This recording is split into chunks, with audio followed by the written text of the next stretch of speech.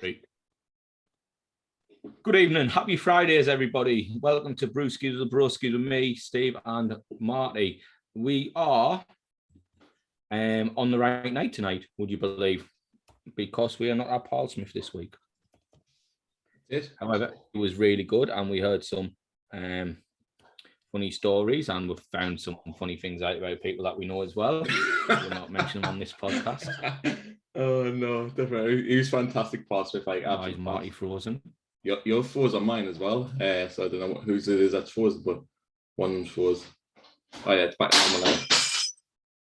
I tell you what, we'll just leave it, but she's an absolute liability. Like, I wish you just gone to McDonald's now. What you just smashed there? I don't know. We bought some new socks and pants, so I was thinking today, like a little stacker. Like, I think she's trying to put 2 sets of 3 together, so I think that's what she's breaking.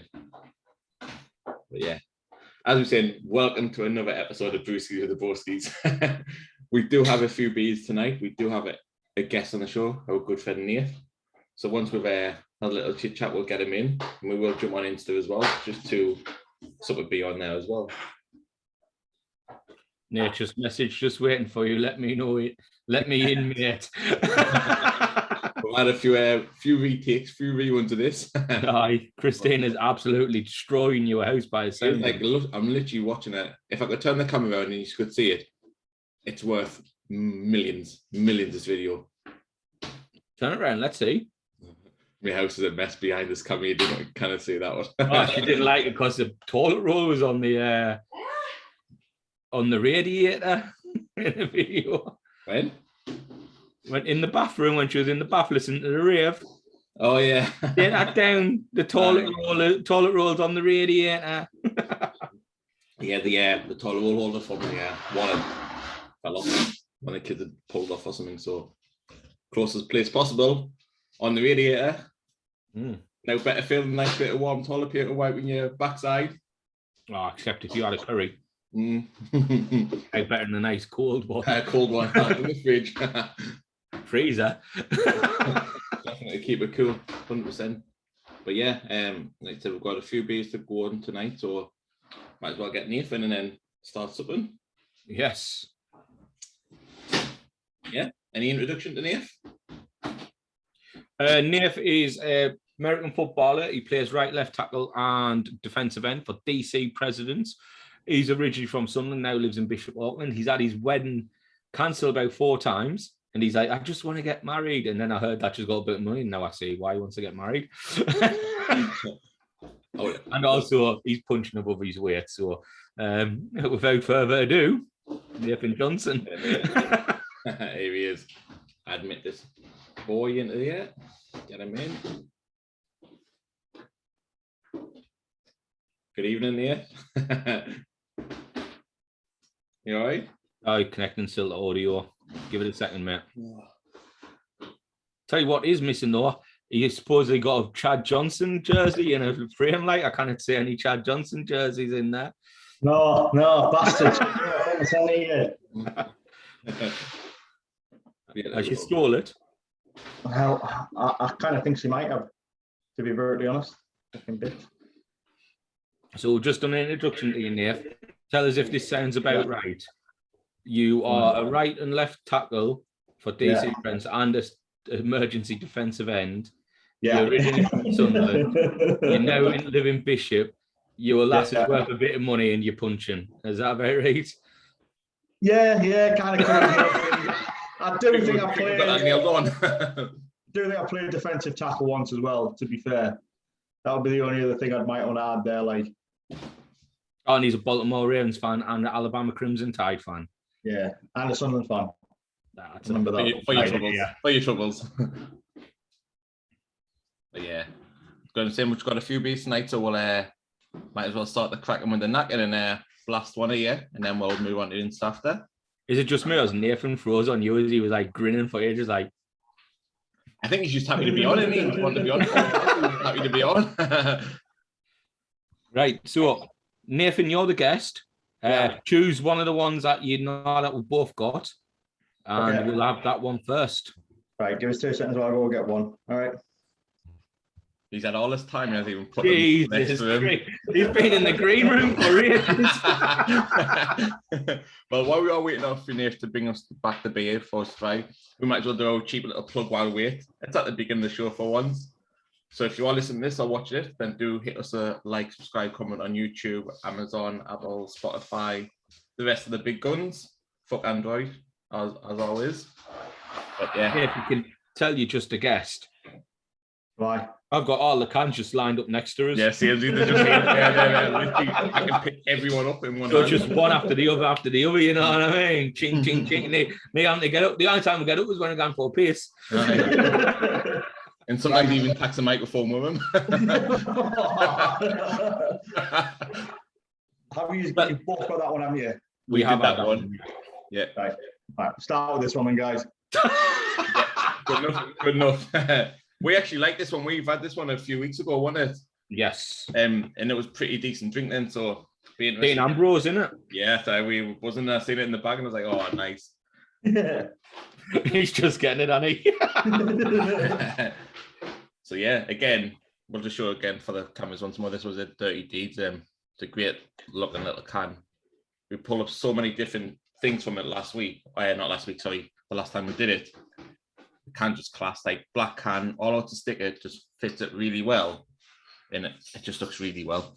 10. The one thing I love from Allendale, right, is that they have the colour scheme, so it shows you what type of beer it's going to be. Yeah, definitely. Because let's be honest, if anything after the orange, Marty's a bit struggling. Like, yeah, I think I hit the first one there. First one, like game over. It's not happening. No. Yeah, I'm Romeo done next.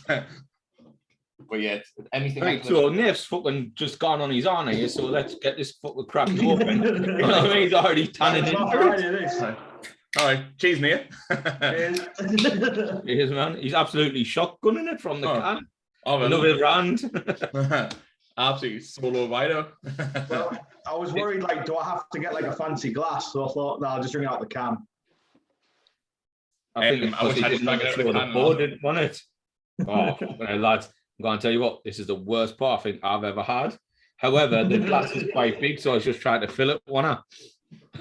Oh, yeah. Marty's looking at, he's like, that looks all right to me. It looks better than mine. Look at you, Wilson. Oh man, that's terrible. It was awful. Like, I was too busy like watching the screen or something, and I'm like, shit, I poured it all in there. Yeah, man, he was terrified to pour his out, wasn't he? If he ended up like the next one I'll pour it. Well, I just thought I'll definitely pour it. Oh, shit. I just thought I might as well just gan from the glass and the can, but then I thought, oh shit, what am I doing here? But yeah. Nathan comes on, first time he's ever been on, he's fucking starting to fuck about with the way we do things. You know? Actually, probably the worst thing is probably already drank the beer before we've even had a drink of it. Cheers. Cheers. Nath can get a different one because I think you finished that one. I've not got much left, like. Well, at this rate, it's going to be a very short episode then. That's pretty nice. I still think it's lovely, that drink. Yeah, I think it's such a nice drink. It tastes like 6.6%, which I think is nice. Mate, as I keep telling people who come on with the 6.6%, these are fucking rookie numbers, this, mate. Maybe pumping these numbers up in this racket. Anything less than a 6, we're like, what are we doing here? It's not worth the game anymore. Was it last week we had, 5 or 6? And they were all like, I think the weakest was like 6.6. Aye. The strongest was about 11, I think. Holy shit, it's like drinking a bottle of wine. Mate, you know what, right? We keep saying this and I don't think people believe us, but I wake up on a Saturday morning in turmoil. I think, was it last Saturday? Because I think it was because I did the Saturday for Lawson in work. And obviously I was only working from home then, but I was like, fuck, I'm done for. No, like, last Saturday it was we'd been at Paul Smith, so we'd had a few that night and all, hadn't we? It was 2 weeks ago the night, 2 weeks ago was my normal Saturday in, and we did the podcast. No, it was this one because we went out on the Friday. We had this on the Thursday, and then we had Paul Smith on the Friday, and we had work on the Saturday. You read, mate. So we had like back to back, and then on the podcast, and then at work. Oh, It was not great, like, not great. I was wanting to keep watching Alabama. I think I was before I come Saturday night. I was zonking early doors. The thing is, right, we should do a podcast as well afterwards. So we then got on FIFA after we've had these. We'll go on FIFA about 10 o'clock and we're pretty steaming, aren't we? And like, and me next door neighbour, and that guys, I just turn the telly off and listen to you. It's fucking hilarious. Yeah, we should shut like number 69, absolute virgin. It should be like Big Brother's Food After Hours is what it should be called. Like absolutely steaming from them. Because last Thursday we done the draft afterwards, didn't we? And I was a bit nervous because I'd fucking had it because I was pretty pissed because I was drinking rum or whiskey during the fucking draft afterwards. And like I was thinking myself, I'm gonna be picking some fun shit, and it turned out I did. David Johnson. How did your draft go, Marty, then? As far as I got some good and some bad, like it was a mixed bag, but after like I think you've got Detroit Lions running back.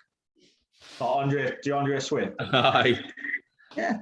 He's not like I said, after the first like 3 rounds, for me, I was like, no. After George Kittle was gone, he didn't know what was going on. I was getting a bit unfamiliar. I was like, I didn't really know outside the main roster now who's good and who's shit. So I was like, I'll have to go on this one. Mate, I couldn't believe it. Like I got Kyle Pitts in round 7. He's going to have a big year, I think. It wasn't your wanted boy, and then the Toys ACL, I forgot who it was. Oh, it was Gus Edwards. Gus the Bus. He was lost up on the pick before us. Until last night, he was absolutely fuming with it all week. He was. Because I took Bus the Bus, our David Montgomery every day of the week. But Montgomery's not a bad replacement. Like, when Gus the Bus went down, I was like, fuck you, Ross. You were Dave fuming that I picked Rodgers as well. No, he actually said that he was picking Lamar Jackson that round. Because he's the dual threat. As I said, who was it? Somebody picked fucking Patrick Mahomes first round, and you're like, what are you doing? I went to him. We were on the podcast on Instagram, and I went, I didn't know what to do. I went, first 4 rounds, pick 2 running backs, 2 wide receivers in. I think you're on my life. Are you Bingham on that was watching us? Oh, not legit. That's what you need to do. That's get you your points. Like, yeah, last night, CD Lamb only caught 5 balls, 105 yards, 1 touchdown, 23.5 points. They racked it up really easy, running back and wide receivers. Yeah, I think that's what I did. I think I went 2 running backs and a wide receiver in the first 3. Then I thought, shit, I best get my quarterback in now because I didn't know after that. So I was like, I'm gonna get safe now, get it in. So I had a bank. I think the only quarterback. Darren Rodgers. He ain't gonna get you many yards running. I can tell you that. Not these days. I think the only quarterback I pick early would be Lamar, just because he can scramble. Or Josh Allen. Yeah, or Josh Allen. Yeah. Josh Allen, Lamar, Kyler Murray's the only ones I would pick in the first 4 rounds. Yeah.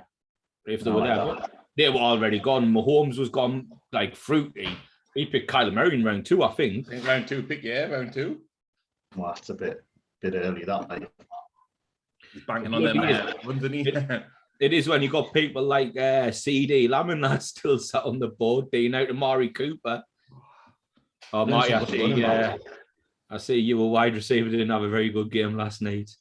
No, I think he got like 5.2 points or something. But I had the geese on his bench. His teammate who picked up like 12 points. I was like, oh my God, ridiculous. I was like, fucking bastard. I think it was Young, was it? It might have been Young, got like, he got picked some good points up compared to him. Evans done out for you.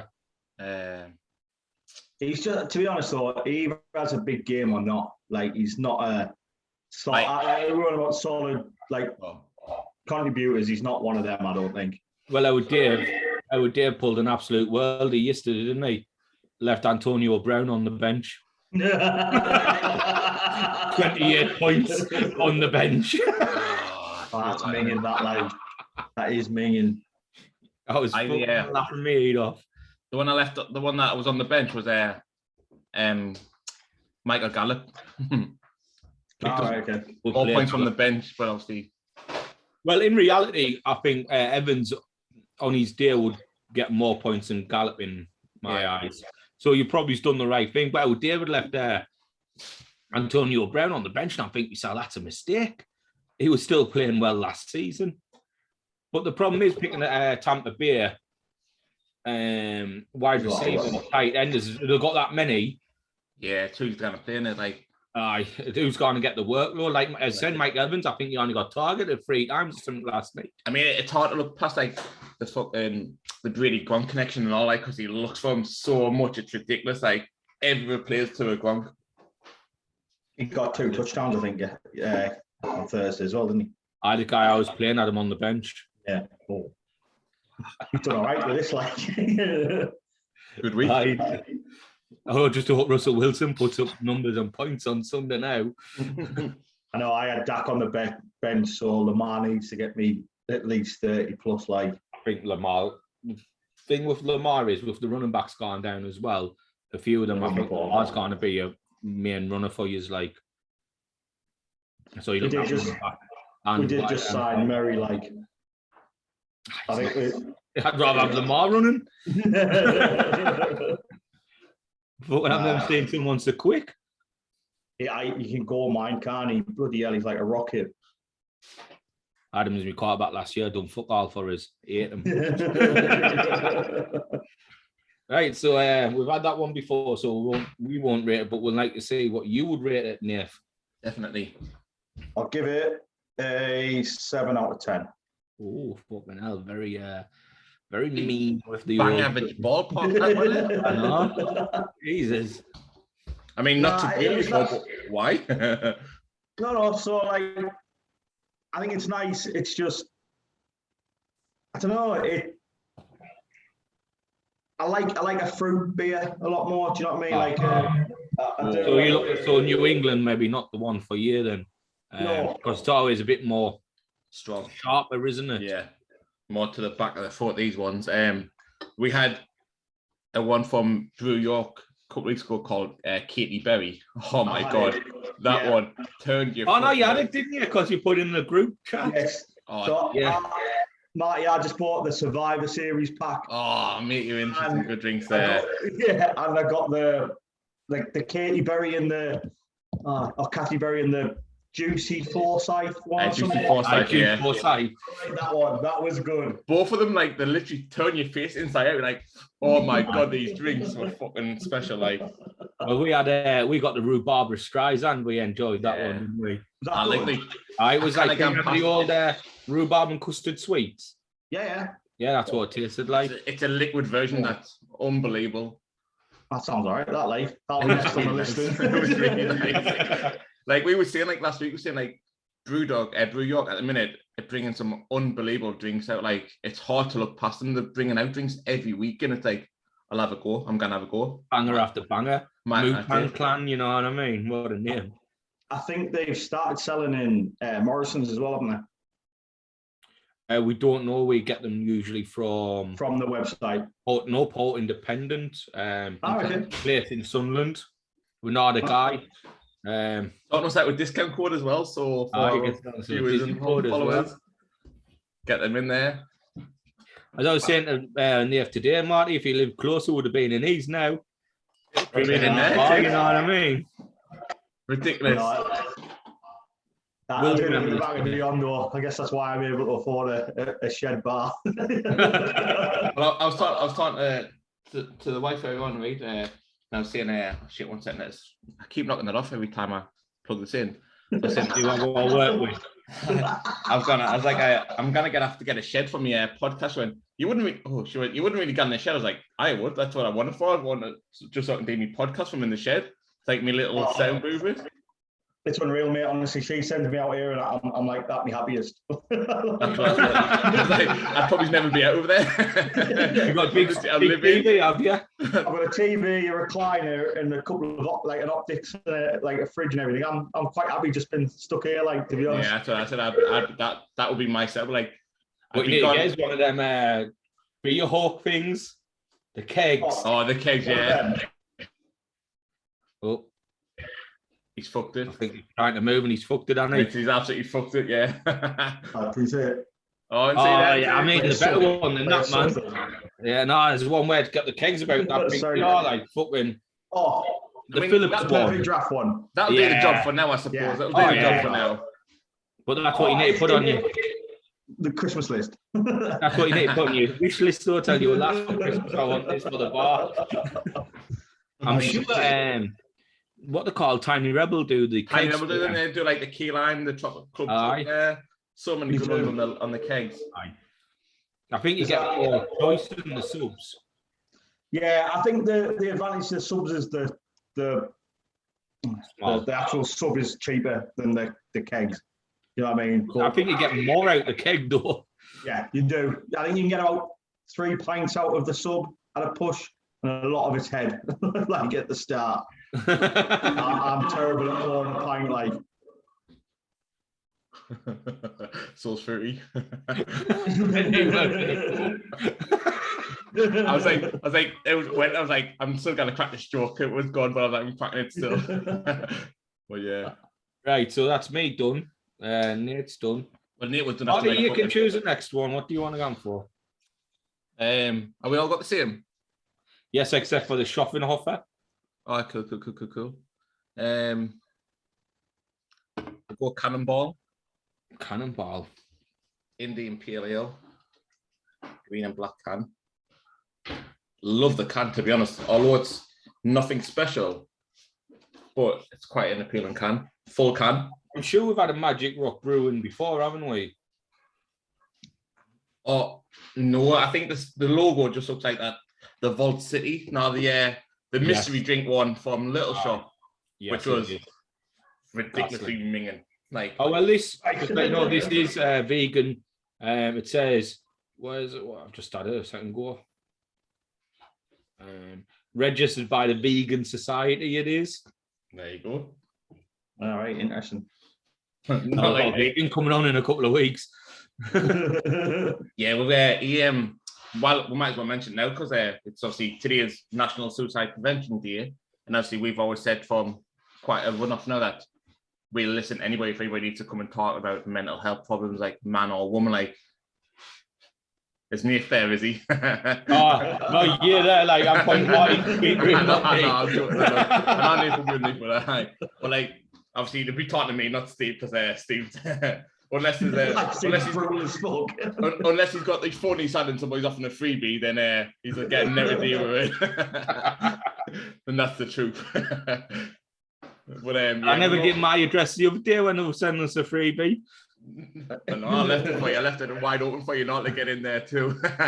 But yeah, like we've always said, like when it comes to stuff like that, mental health, mental awareness, suicide prevention, we will listen anyway. Like we'd like to think could be good ambassadors for us because we have a good laugh about the subject, although it's like a serious thing, but we don't pull it across too much as a serious thing. We'll have a laugh about it and just like lighten the mood from it, really. But yeah, we've got the geezer coming on from his new band on Instagram called It's Okay to Be You, and it's all about suicide prevention, and he's had his own struggles over the past like 2-3 years with it. So he set his own clothing brand up in one second, because Black Horse is getting involved in the eyes, like she's getting involved. No, the saying, as a general says, it's okay not to be okay, but his clothing brand is okay to be you. She does it all the time, you know, like Nath, honest to God, before we tried to get started this podcast about 5 times. Between Christina and Steve, it was not happening. You mean Steve?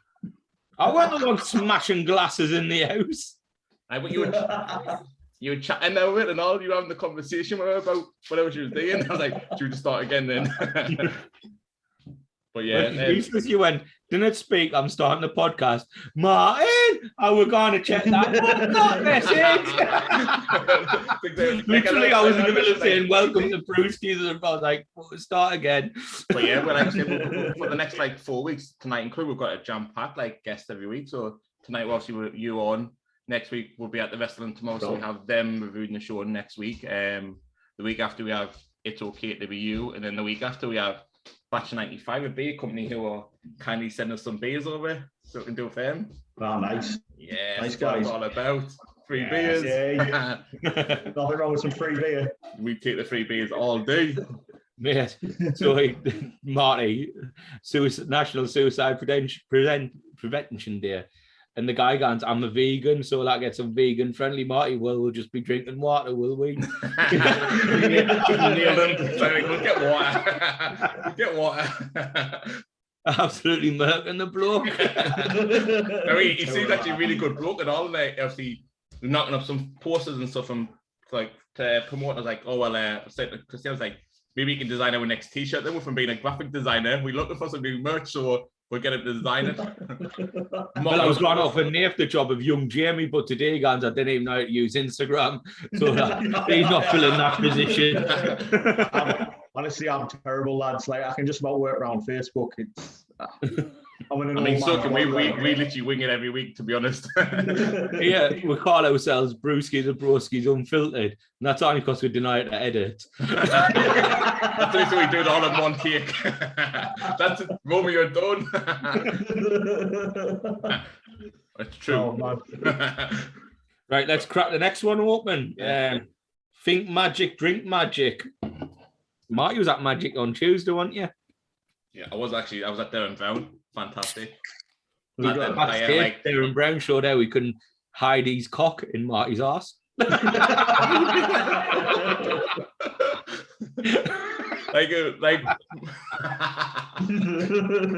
was fun. That wasn't fantastic. Magic. But Darren Brown was fantastic. Like, unbelievable. Absolute class. This was the only year my wife wasn't trying to kill us off on my anniversary. I do not like she took you someone who like might have made he disappear. That's the one. Well, he's like literally watching them and watching the thing. He made us forget like 3 seconds of a show, which I can never ever remember, which was ridiculous. That's called a roofie, mate. Well, if he's roofing that happened backstage and all, did it? If he's roofing everybody in the audience in the space of 0.01 of a second, he's well and truly a magician. Aye, but you just think it's 3 seconds, mate. Oh, I don't know. Like it was good. It was fantastic. Marty, at the end of the day, I heard you woke up, pants around your ankles, condom hanging out your arse. You're like, oh no, not again. And with it being an anniversary present, I was probably bawling my eyes out while I stayed. I think on everything she buys us. Yeah, if somebody bought me tickets to see Darren Brown, I'd be bawling my eyes out. That was fantastic. Was he better than Paul Smith? It's a different type of show. Like, which one would you rather gone to again? I thought when you're a shit stirrer, you might not, right? You. I'd rather get to see Darren Brown again. It's a good answer. Darren Brown's fantastic. I see Paul Smith every week, but Darren Brown doesn't come on to as many times. I've seen him on a TV show. I weren't impressed then either. Well, all I come to is the fact that I'm now sustainable to be hypnotized, so I can't wait to be hypnotized properly. I can't wait until one of lads' holidays somewhere, and then we're in Benidorm, and like you get hypnotized, and you got to fucking run around with chicken in your fucking goods or something. That'll be class. Take him back to a bad place. That's it. Every time when he's at work and he's budget. Oh shit. Graham flies in. There's a lad that we've got at work, right? We call him Bullshit Graham because he's everything he comes. Look at Steve's freeze for him, man. He's going for the 10-second pause. Hey, you gotta hope this Graham doesn't listen like. I didn't give a fuck if he does, to be honest. He's an awesome. Like, he's a fucking bellend, but we call him Bullshit Graham for a reason, because anything you see, like, you're lying, mate. You're just lying. Yeah. When Steve unfreezes, he'll back us up. Hey, what, man, these freeze frames are like something out of Crime Watch, aren't they? Fucking Steve's eye.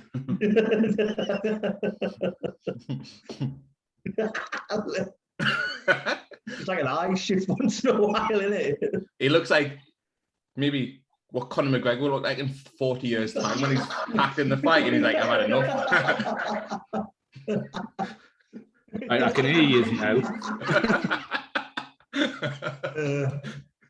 I had it on the wrong Wi-Fi. So that's why I said Steve's Mr. Moneybags got fucking that push got 2 internets in his house. Oh, bloody hell.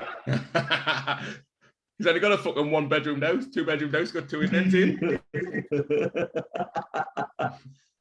Marty, where's all this here coming from? Because I downstairs could have a shit in net.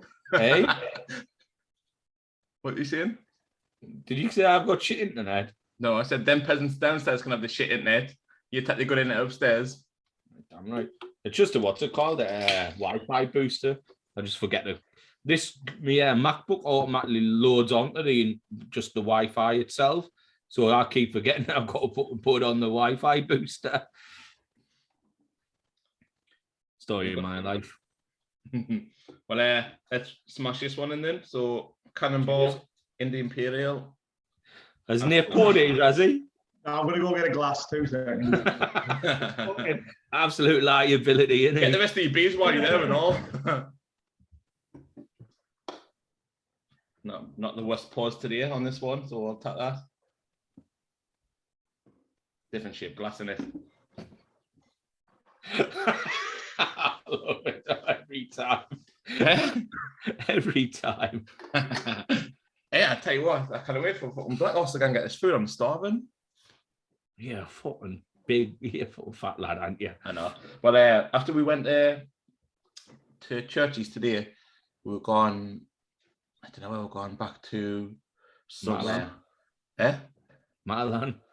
Matalan might be Matalan Eye. And I was like, let's get to the Subway. She was like, you just had the burger? I was like, I'm not, but I could eat a Subway. She's like, you fucking, she went, oh, she went, it's just great. I was like, no, it's not. I was like, I could just be hungry. I went, that's not greedy. It's just hungry. It is great, like. No? It is. No. We were going to look at there for his Carling glass. Not a fucking Carling glass, you cheeky sod. Oh, Flares, about fucking 60 years ago. Did you steal that from Flares in Sunderland? No, is it? It says Flavorly on it, you cheeky bastard. Yes. You can go fuck yourselves. Just showing age now and you're fucking whipping out Flares glasses. Well, that's it. He didn't put anything on the knee, so he went to Flares for the granny. I didn't put a granny either. I think I was on in, I think, because I was obviously younger than you, but I was on email once. How well's Nathan? 30. He's younger than you, Marty. Fucking hell. I'm the youngest there by quite a bit, I think. Well, not by quite a bit. I'm only 31. You've just gone. Right, it still counts, man. That 1 year is 1 year. 1 year. That's a donkey's years, that is it. Catch you. We all grew up in Sunderland and we all grew up in the three worst places: Southwick, Pennywell, and Hendon. How have we survived? Like, I'm fucking Afghan in Iraq. How are we alive? I went to Iraq for a holiday, didn't I? He went to Afghan. He's like, nah, I'm going to go to Iraq now. I need a bit of fucking vacation. Right, cheers, everyone. Oh, yeah. Cheers. I'm not a mega fan of this one. It just tastes a bit flat. Yeah, that's exactly what it does. It's got a like punch into it. It just tastes like a cheap shit beer, doesn't it? Really?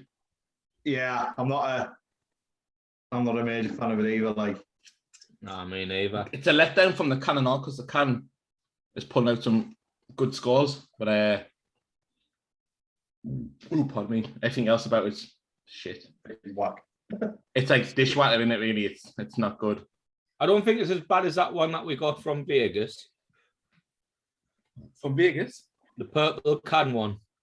From Asda, the one that was brewed in Vegas. Oh, yeah, the one that we got was 7. Aye. 7. I think that's up there with the best drink we've ever had. Pound for pound, I put in the DC Press group chat. Mm-hmm. Pound for pound, Seven Brothers at 75 pence a can. For 6%, 6%, aye. Can again, man. As they were like, fuck that, this is getting whacked up now. Not charging me this anymore. They must have seen our podcast and thought, fuck it, it's gone. I'll tell you who's stepping the game up on the beer as well, Aldi. Yeah, I was about to say Aldi do some really good. Sort of Lidl. I was going to say Lidl do really good. I mean, Lidl have never had to step up because they've been quite high level to start with, but Aldi are coming on really good. Modelo. Fucking, I bought two boxes from there the other day. Well, I think it was about £12.50 for fucking 12. That's not too bad for Modelo. You said does boy, you liar. I give him the money. You get courtesy of Daz, so you fucking paid him. No, I meant courtesy of Daz that he dropped them off for us. Well, no, that's not courtesy then, is it? Like, Well, it is, because if you fucking order something from a Chinese, courtesy of the jolly fucking Ho Chings, you know what I mean? There'll be Ho Chings paid for it. No. Nah, that's bullshit.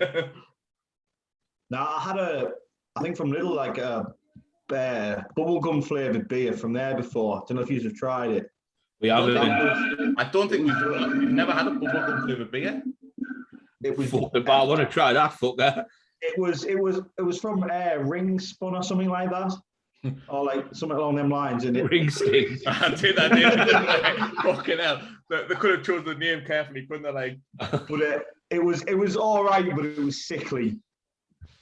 We like that. We've had a few sickly beers. Have you not seen the green one we had, man? No, what was that? We bought one from America. On Beer Bros.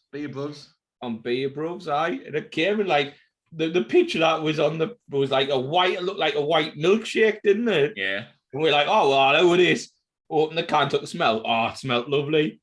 Poured it out, mate. It would look like they were on them shakes that they make with a celery and it's all green. It looked like that, mate. And it started fermenting on the top of the well. The head was getting bigger. The head was getting bigger and bigger. Like, what the fuck has gone on here? We're both like, oh, we're not looking forward to this. Took a taste, fucking hell, sorry. That like it was so thick though. No, I wasn't like it was just like it was could like chew on the fucker. But it was all right. It just looked weird, but it was all right. Surprising, like I couldn't believe how all right it was.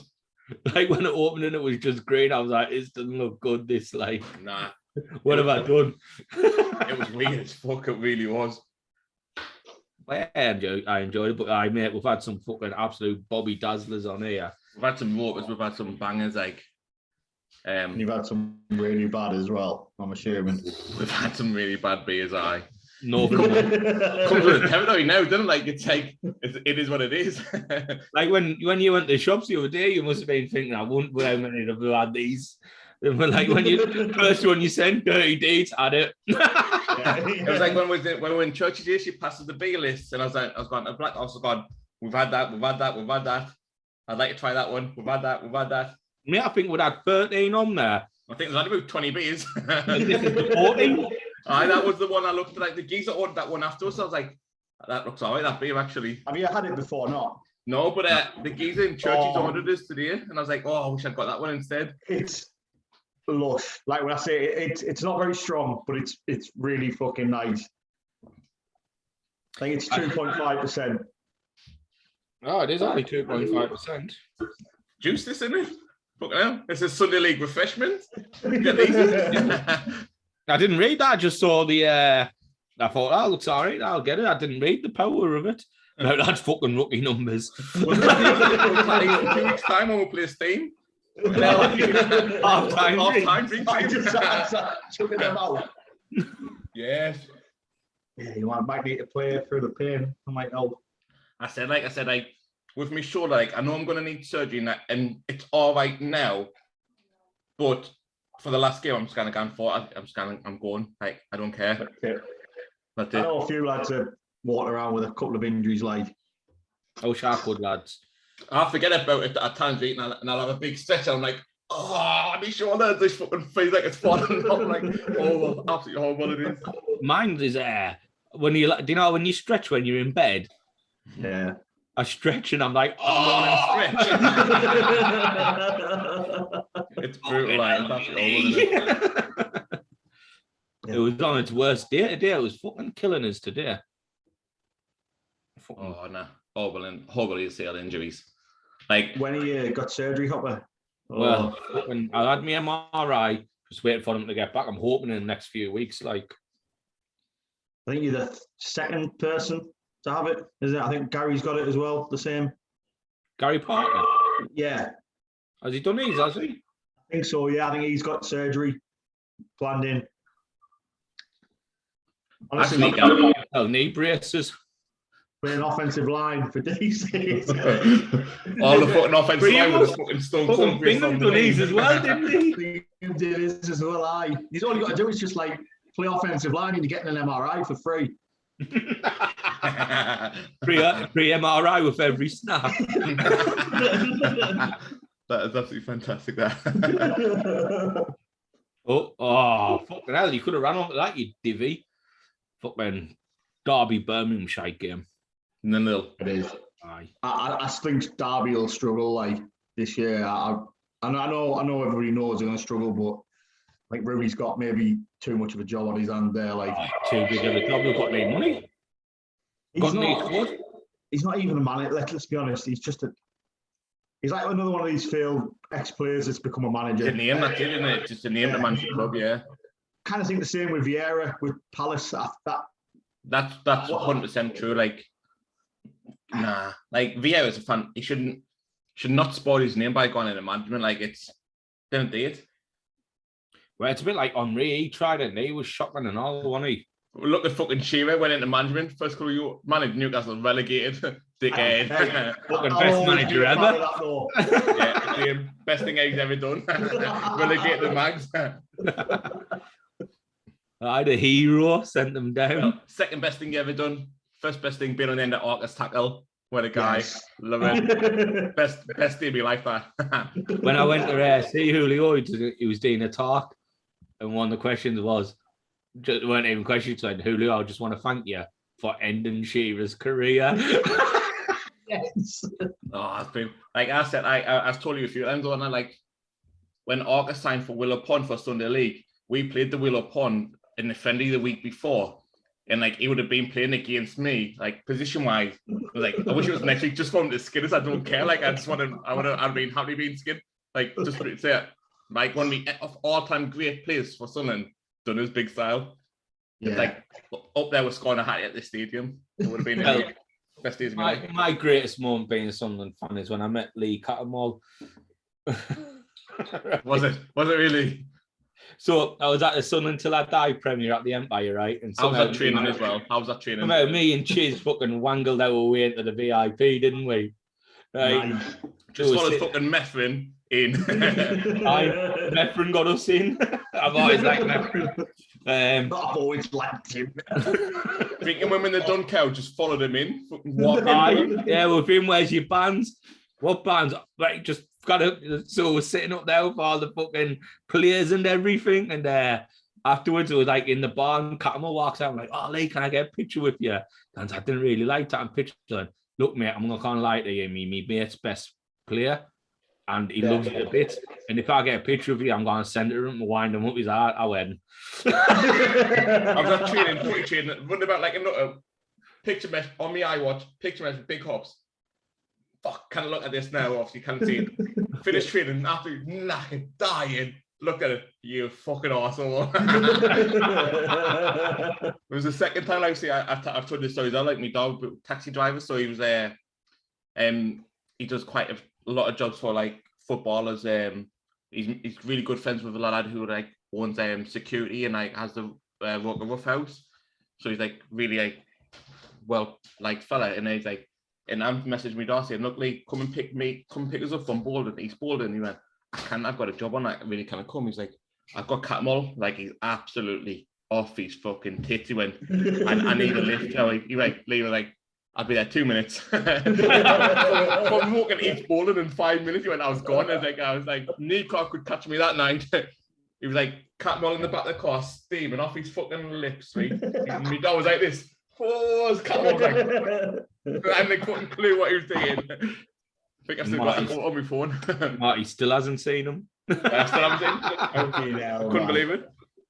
Like, I've played for the academy and everything and the foundation, and I've played with so many great players. And the regret I have in life is not being able to get a chance to train up there with Cattermole. Like, absolutely good. Absolutely good. I played with Cece, Henderson, Edwards, Quinn. I've never got a chance to play with fucking fucking Lee, Barry Cattermole. Devastated. Legend Lee, Barry Cattermole. Yeah. Well, I always remember that tackle against Jack Colback. Jack Oban. Yeah. Who the fuck are you? It's the look he gives him when he's walking past him, isn't it? I've got a 56-inch canvas on my wall upstairs. That photo. You are a fan, like. Oh, I love it. I absolutely love him. Like, what a guy. Like, I would give anything to get me photo taken with cats. Well, divorce, not a problem. Never see your kids, not a problem. Why do you do that for free anyway? I know that. That's what I'm saying. Hey man, his master plan, if we get rich, he's got to dump his wife. All the time. As soon as I make £1 million, she's gone. Gone. I'm taking all even gone. Do you remember when we used to have Lorik Sana as well? Him and Catmull in the middle. Like, hottest midfielder in the world. We were like hatchet men, weren't we? Like, you just knew one was getting a red. Lorik Sana, after his first game against Spurs, fucking shit, should never play that shirt again. Next him, what a player. What a fucking player. I remember back in them days, fucking big John Mensah at the back as well. He liked to drop. Gibraltar. Oh, what a player Mensah was, wasn't he? Well, where did we went from that to this? Nah. I'm excited. I'm excited this season. I really am. Like, it looks so good. I even bought a shirt. No, I never did that. I know. I mean, you bought a slim fit shirt. That's the only one to sell. It's over. I had League choice. That's the only one to have. It's absolutely brutal. Like the slim fit, like. After I just put an Under Armour underneath and it slims us down a bit. Sucks it in a bit. That's why I wear Under Armours for. You know what I mean? Maybe you need to wear Under Armour on your buns. Are you talking to me? Aye, of course. I didn't know. Yeah, I didn't know what you said. I was too busy trying to listen to the conversation upstairs. Oh, Jesus. No, I am excited for this year. Like, I think, as far as the transfers gone, we seem to be well. We just seem to have been done really sensible. Sensible. I think we haven't rushed. Like, I think it was about maybe a month to go, and we've signed nobody, absolutely nobody. And everyone was like furious, and then the players were brought in like absolutely quality positions to bring in. Like, everyone was like, "We haven't signed a striker. We haven't signed a striker," because we already had the one there. We didn't need a striker. We didn't need. That's the worst nickname in football. It's fucking. What's that? Me, I hear like fucking hell. What's his nickname? The Loch Ness Strongman. Oh God. Yeah. I think I was watching I was seeing a clip on Facebook. He said, I think the podcast is the Not So Football podcast or something like that. Were they on Sky? Aye, on Sky. Aye. Yeah. And they were talking about it, and they were saying the three teams that look forward to seeing the season in the Championship was Sunderland, Wimbledon, and somebody else. Bolton, I think. But then they're talking about not Charlie White. Ross Stewart said he's got the best football nickname. I was like, no, man, didn't fucking say it. And he went, the Loch Ness. I was like, I turned it off. I was like, I've had enough. Not watching it anymore. I give up. Like, fucking hell. But we both know what the best song in football ever was. We can't repeat it on air, obviously, for commercial reasons. But yeah, we'll message you later, Gary. Have you ever heard it before, Nath? They had a By Your song. Yeah. No, yeah. I know what it is. Yeah. Best footballing band in the world, hands down. It was that one of the Park G sung one about Scousers. Yeah, could be worse. Could be Scouse eating rats. Yeah. But no, I think like even signing like players from City, and we've signed 2 lads from Bayern. Like, how the hell have we done that in League One? I know they're not. Tell you what, that Callum Boyle, 17 years old, he is going to be a fantastic player. I think we've done well getting him, to be honest. Like, maybe if we can hope to get him next season as well. I hope we get him next season on loan as well. I think it's a 2-year deal anyway. 2-year loan deal with a chance to buy. Yeah. I don't think. I didn't. How much there's a chance to buy though? If it's buy him would be in the Premier then. We'll buy him. We'll have him. He's fucking fantastic. Well, at least we should be in the Championship by then, so like we'll get fucking Kirill's big money. Then we can spend. Do you know what it is though? Looking at it, even when we get to the Championship, I don't think between the Championship and League One there is a massive difference between the top of the Championship and the top of League One. I think if we we just have to get out of the League One because it's a scrappier We division. said that. We said Play that. more Like, football in the Championship. I think if we get the Championship, we won't be the team that has to break down the no, other of course, team. because players will want to attack us as well. Like, they're not going to, like, because in League One now, Sunderland are a big name, so people are going to want to partner with us and nick a 1-0 win, and they'll be happy to do that every week. Well, look at the only team that's come to the Stadium Light this year and attacked us, Wickham. Look what happened to them. Absolutely smashed them. Not bad. Tore them apart. It's like everybody's cup final though, because they're playing in front of 30,000 fans. Like how often does a club? They wouldn't do it unless they got to Wembley. They wouldn't do it unless they got to Wembley. Like, they'll never do it in League One ever.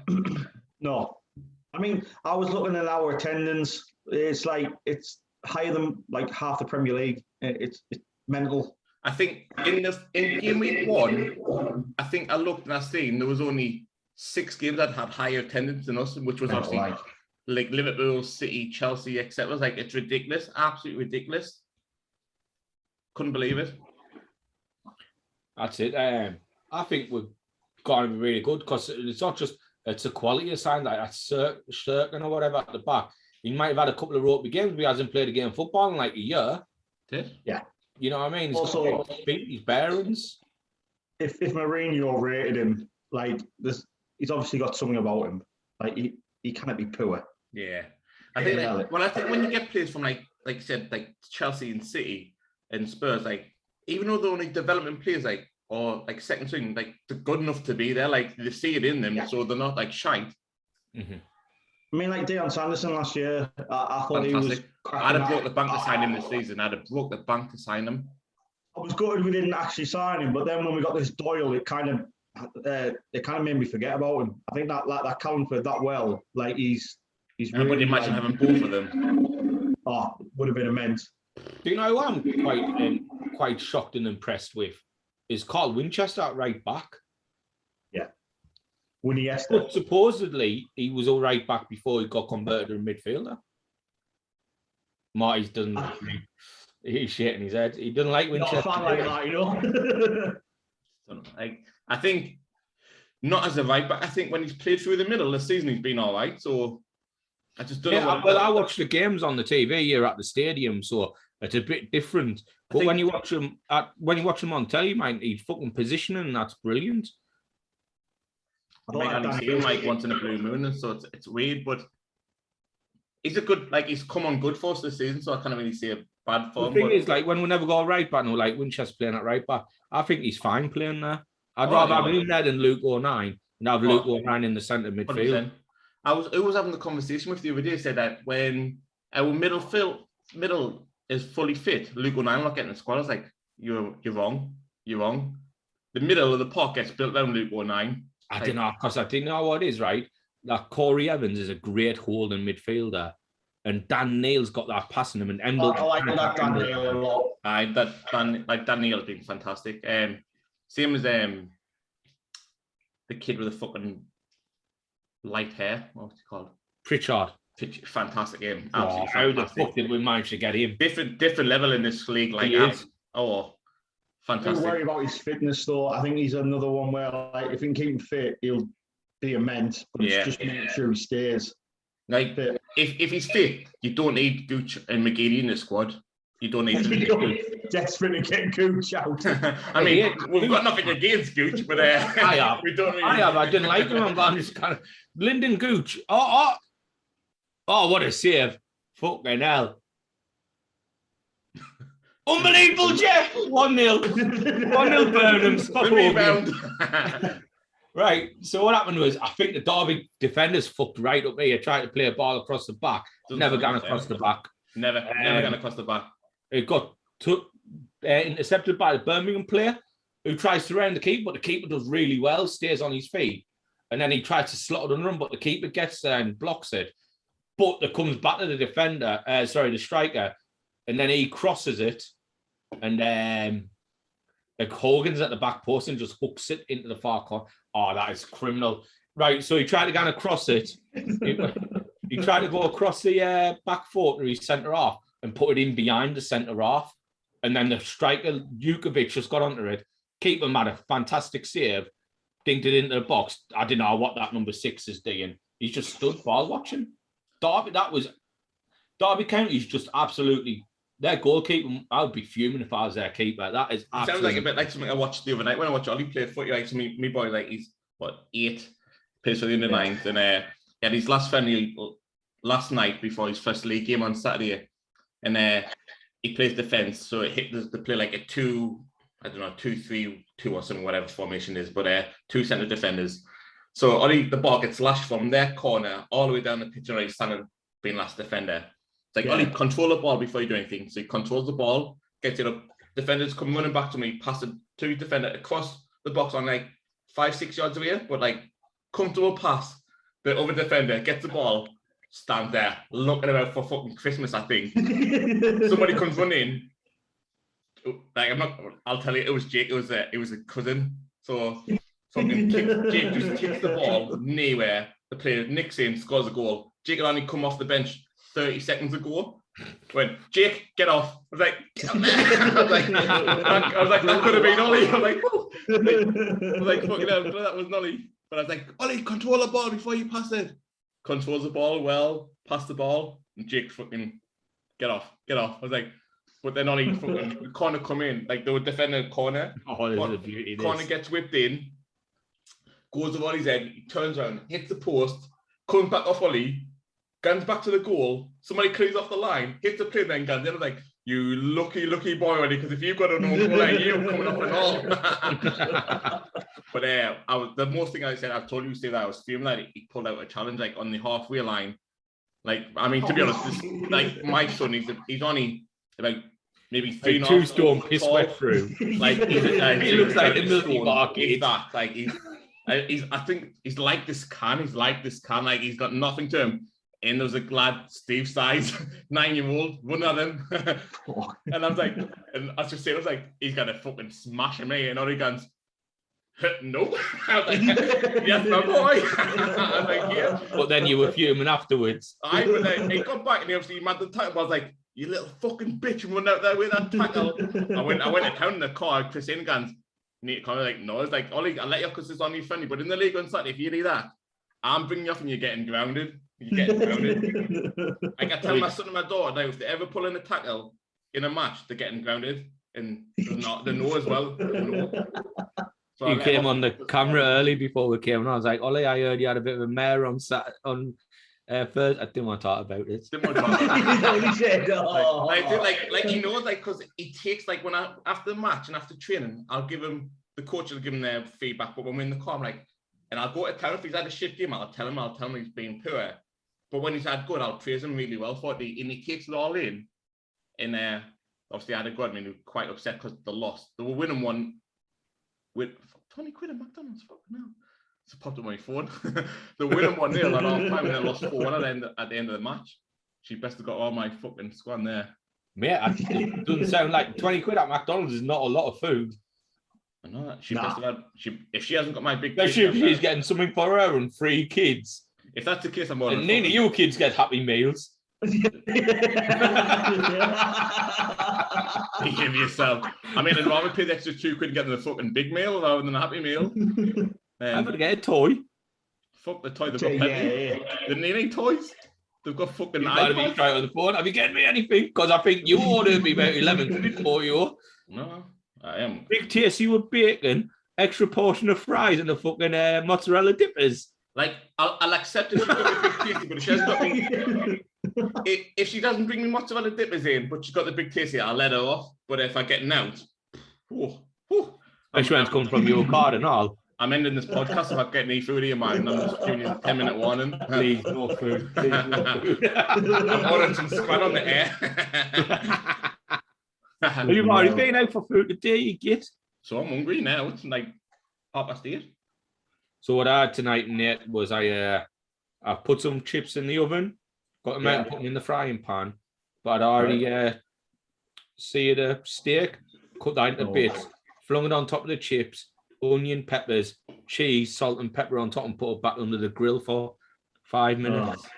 Sounds nice. That I had a bacon sandwich. That was it. like a fucking peasant over here. Well, mate, when you build all that shed, you kind of afford food.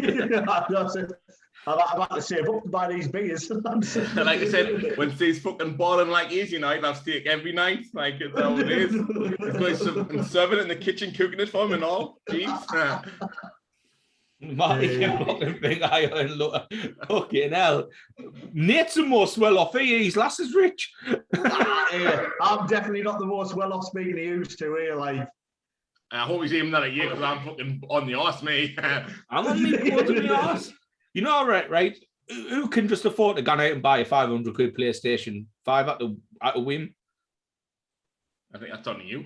Oh, that might be a bit often. I have to ask for permission 6 months in advance and then see what permission. I got a text message off me, mate. Oh, I can get you a PlayStation 5, 500 quid of an extra joypad from Curry's. But it'll get delivered in like 2 or 3 weeks. And I was check me bank. I can do it. I'll be like, Marty, he looks fuming over there. I'll be like, can I just dip in that savings? No, okay. I'm skipping it. Don't worry about it. What's that?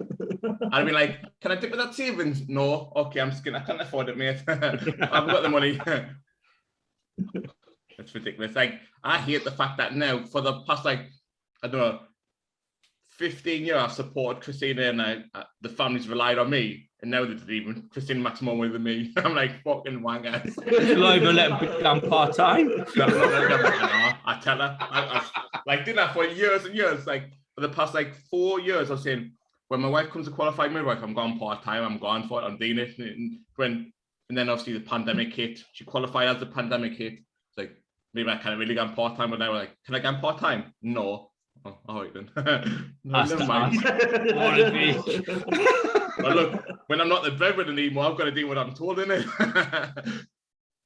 And he's like, yes, you do. Yes, you do. You didn't even just tell her. You just did it. Just got, they'll cut me hours at work. Hey,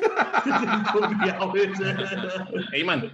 I tell you. Not mind what you do is, you go to work, let's say 8 till 2, and then you just say, I'm on permanent 8-4s. Monday to Friday, and you just gone to the pub for 2 hours and then gone home. I tell you the other day, I tell work I was looking for another job because I can't work past 4 o'clock now for childcare, etc. I tell work I was looking for another job, but then they come up with split shifts. Said, oh look, you can apply for permanent splits because they're accepting them.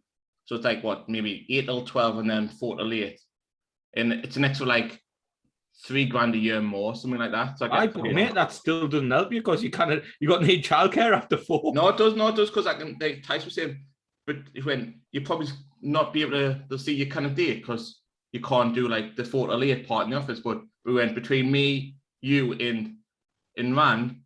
We'll keep it between ourselves and we'll let you do the 4 till 8 at home. I was like, yes, boy. That's all right, I was like, I'll take that all day. I fucking need to get out of the fucking car. I know, like I'd literally, if I could walk into the council job I want to apply for, I just need to make myself a CV. I'd go tomorrow. That's why I've told you what I'm looking at doing. I just want to get that. It's more freedom. Well, the council job, like literally, it's 8 till 4, Monday to Friday. Yeah. $30,000 a year.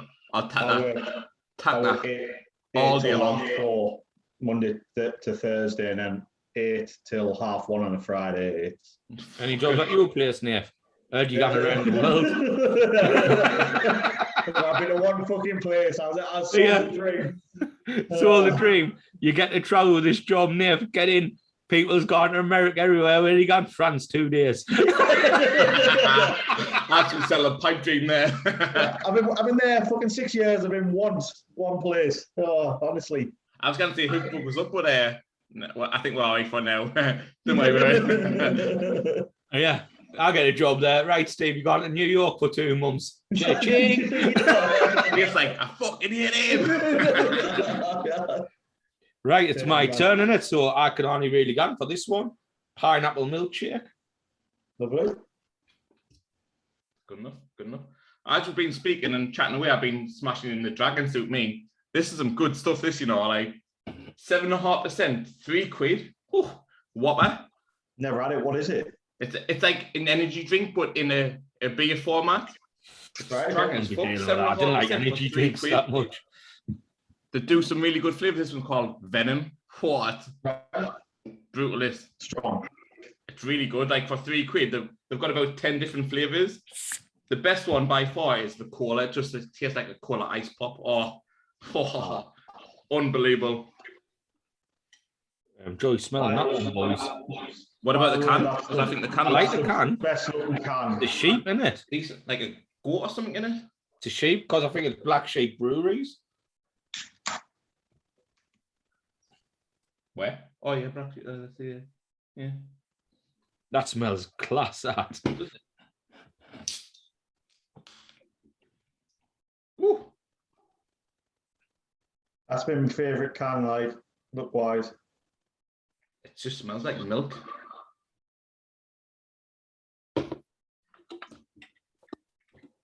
The cut, yeah, I'll agree that by the 3 so far, nah. Dirty Deeds is better than this, but it's if I hadn't had it, it's a close second. That smells mint. That just smells like pineapple milkshake. Tropical.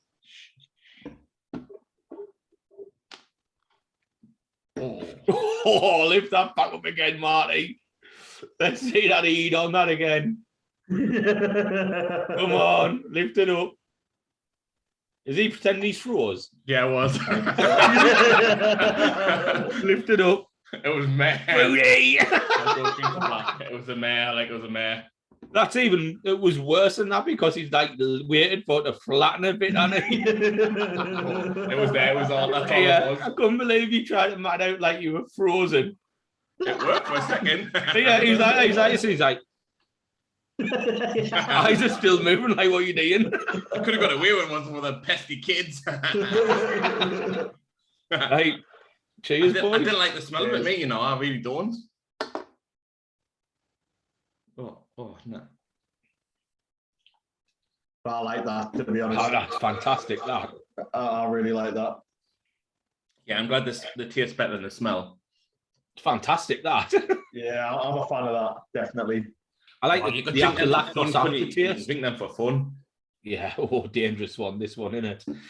Really dangerous. It's in the dangerous category. Yeah. There's one that would be Key Lime Lager from Tiny Rebel near. Yeah. It's like drinking a limeade. We've had a few now, and we've had a few dangerous drinks now, and that's up there. Tell you what I quite like. Have you ever had Timmerman's strawberry beer? I don't know if it's the same one, but there's a pub in Newcastle that do it on draft, and it's ridiculous. Yeah. It's so fucking nice. Like we would drink. Oh, strawberry lager is so nice, man. It used to get done in the Dun Cow. I don't know if they still do it. It's been ages since I've been there, but they used to have it on tap, and it was. I'd imagine not. That's the Dun Cow one he opened like the other day for the forever. That it? Yeah, they'll reopened. Like, I think on Friday night it reopened after about pandemic wise. Because it reopened the same time as the Feta, didn't it? Mm-hmm. Makes sense, though, because it is literally just opposite. Yeah.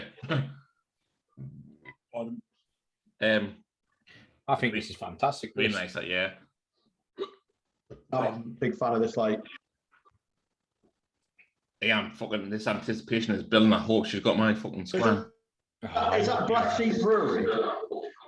Black Sheep, aye. Ah, shit, was Gareth's birthday, wasn't it? I never wished him happy birthday. Whose? Gareth, of course. Oh, I wished him happy birthday because I'm not a jackass. I've been busy all day. I've not had 2 minutes for myself. I love winding Marty up. Gareth's been on a couple of times, hasn't he? He loves it, Gareth. Absolutely loves it. Keeps mentioning this fucking barbecue and all. That's never happening. It is. You've got to get that barbecue done, like. Who's barbecue? No, do you, Marty? All line. All line, aye. Imagine the stakes on that. Shit. I've remembered shit barbecuing anyways. Hey? I'll tell you what, mate. Go on, what are you going to say? Did you just have a go shit barbecue, did you? No, I said it'd be shit barbecuing anyways. Well, luckily you're not invited, isn't it? Didn't want to come anyways. Terrible. Oh, you did? Look at the devastation in his face. He didn't even like food. Didn't even like food. I'm on a diet. Fucking kind of ball his eyes out in a minute, didn't he? Get it, guys. I'm gone. Turn this off. I'm gonna eat me McDonald's and sob. Eat me McDonald's on your own.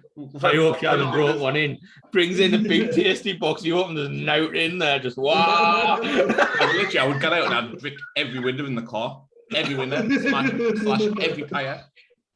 In the middle of the night. Just one little piece of lettuce left out. I was about to say though, the amount of like food that our line would eat, it'd be an expensive day for you, Popper. Well, I wouldn't be buying the food. I'll build a kitchen, I'll buy the barbecue, I'll supply the gas. What do you think I'm going to be supplying the food and all? Hey, you can ask Jeeves to buy you the fucking food for you with your butler. Yeah. Well, Saf will be easy. I'll just buy him a fucking 900 bucket of chicken wings. Like the wings and a bottle of tequila. Hey. Oh boy, we said we'd need to get in the fucking long ones, didn't we? And smash that wing challenge. Fucking like 49 wings. Rookie numbers. Easy. Rookies. Oh, yeah. That's one thing I think I could eat, no problem. Like wings. Bonus just fucking, oh my god. Yeah. I literally just like that. Yeah. 10 at a time. You might as well get the next ones ready now. By the time you should going on. You didn't really get that much chicken on it. Like, on a wing, do you? 49. What rookie numbers they are, man. Ridiculous, them. Mate, I caned in 20 in New York, and there were the hot ones as well. Like, my arse was caning the next day, like. Now you smash like 20. Felt like I'd been backstage at a Darren Brown concert. You smash like 20 hot wings from KFC for fun, like get a grip. How many did you get in KFC? 20 hot wings for $5. Oh, man. Bucket one. When you do the I smashed that in, and I smashed the bonus banquet in afterwards. And I like fucking cards clear, like. Well, fucking Longhorns, didn't they say that we can get our span for free when we're going through the sort us out? So it's Five Guys. Five Guys and Longhorns are dishing out the fucking free span for us. That's all right, that like. Nath's jealous that he's not part of the beard rules, isn't he? I think that's why he's grew the beard. When I first met him, he had a neat beard. He was like, can you get on in the next show as well while it's bigger? Can we change the logo so like my face is in the middle? When a few requests like that. Me mate ads on Friday. I haven't even got a beard, but I want a part of it. Fuck off, mate. You need to be from the ground. Yeah. Yeah, man. How long have you been doing this then? Well, we started the actual brand about November 2019, wasn't it? December, wasn't it? And then fucking COVID. No, because I took my pictures when I was in New York. That was December. At the beginning, but I think we started at like end of November. Like last 2 weeks in November 19, then COVID hit 2020. Fucking hell. Don't I know. And then literally, so we've had about maybe half a year to be actually able to do stuff. And in that time, we've obviously grew a brand. We've sold we've set up Brewskis with the Broskis. Podcasted for a year. It's ridiculous. Top 100 podcast. Top 100 podcast. Apple iTunes. I'll tell you what, man, that's successful, that mine. You know what, like, what I was buzzing with the fact that we'd had it been going for like 3.5 months, and then Apple sent us an email saying, we thought you like know this information, but you're like ranked 97th in download for improv entertainment. I was like, yes, that's balling that. I was loving that, me. No, that's straight. It was like, this has gone straight on there. It's what we do. Like, you must think, like, there must be thousands of podcasts for every category gone. And now obviously we now starting, we can see where we get downloads from, and like we have downloads from USA, Mexico, Brazil, fucking Europe. You know all them places that you work on, say, but you didn't, Nath. France were fucking top of the category in France. I don't think we've got any from France, have we? I know, we actually haven't. Yeah, I'll use my French connections to get you some more numbers. Well, I was chatting to some geezers at work. Like said, the Scouse geezers yesterday, boy, when they was talking about Paddy the Baddie.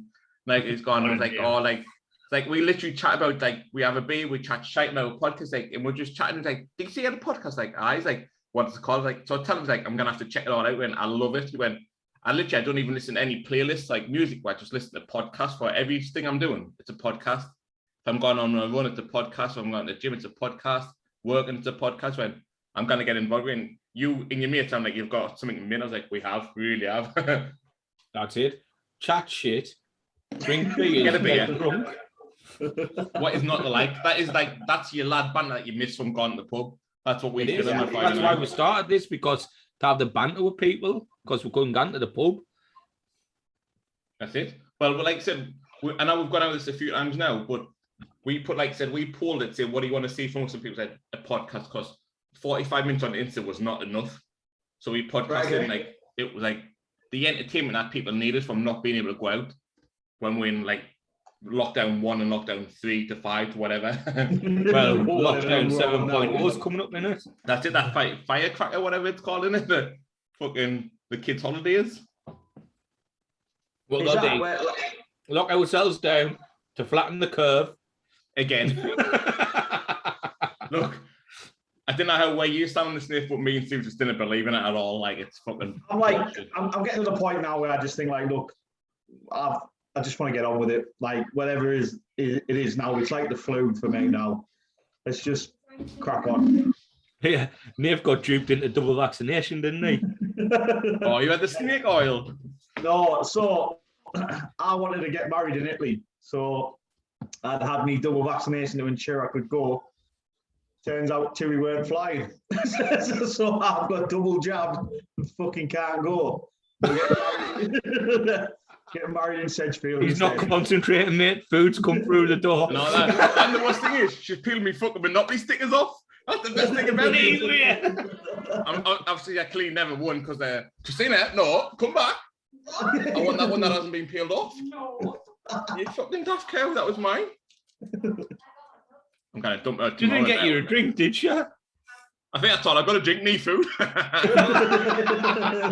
Mugs. Mate, go and get yourself some whiskey to pour into that Coke. I've got vodka now, actually. I want a baller. Yes, that's what I'm going for. But sorry, Nath, what are you saying, mate? Like, food. No, I was just saying, like, my original plan was to get married in Italy, so I needed to get a vaccine. The snake oil. Snake oil, as you used to call it. And then as it came closer to, like, no, we're not flying there. so I'll get married in Sedgefield instead. So, well, the snake oil is still DRE for in there, like. So where you getting married now? how do we call it? You know, when we got to Bowlham's, we drive past it. Yeah. I know where it is. Yeah, I know where it is. Aye. Yeah. No, it's nice. I'm looking forward to it. I know. We're not invited, though, are we? Sly bastard, yeah. You sly cunt. That's fucking shocking, man. We just went to day the night. Yeah, just tonight. We've got a connection with S43, you know, only in fucking down the road. How do you peel all my fucking stickers off for? Well, I wouldn't know, would I? Did you win? Well, you might have, but she's took them. You didn't win, but I've got Park Lane and Mayfair. You didn't win, but I've got Mayfair kicking about here. You're getting dumped. Yeah, we understand. Has she got you the mozzarella dippers or not? What? Have you got the mozzarella dippers or not?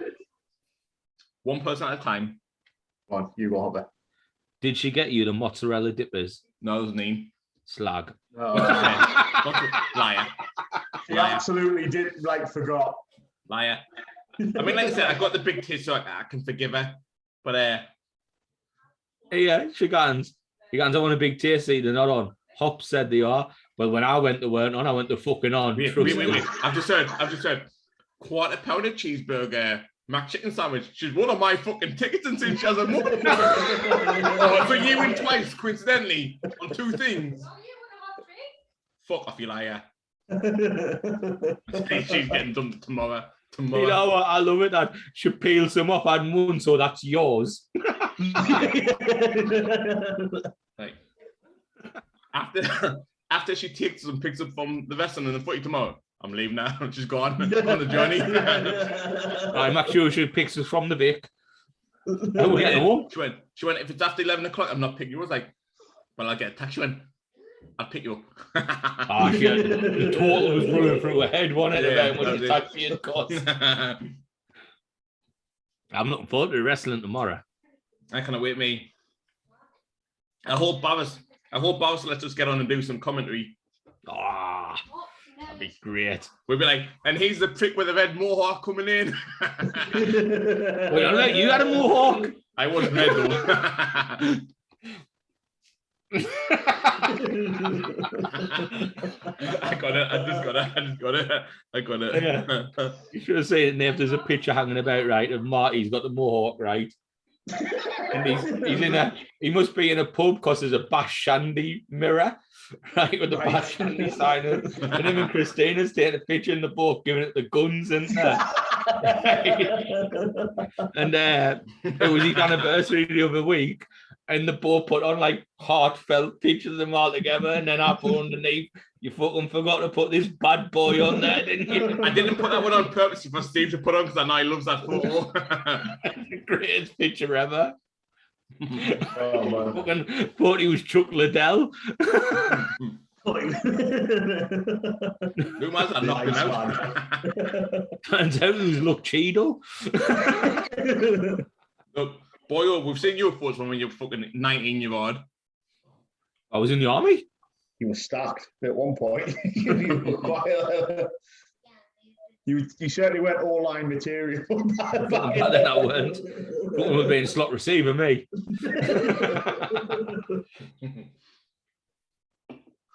Got to be done, hasn't it? Got to be done. We've all been young and naive at one point. Oh, mate, we've all got them pictures hanging about, haven't we? 100%. Nath was only up a couple of days ago. He's Gus is the boss for the Super Bowl. Oh, man.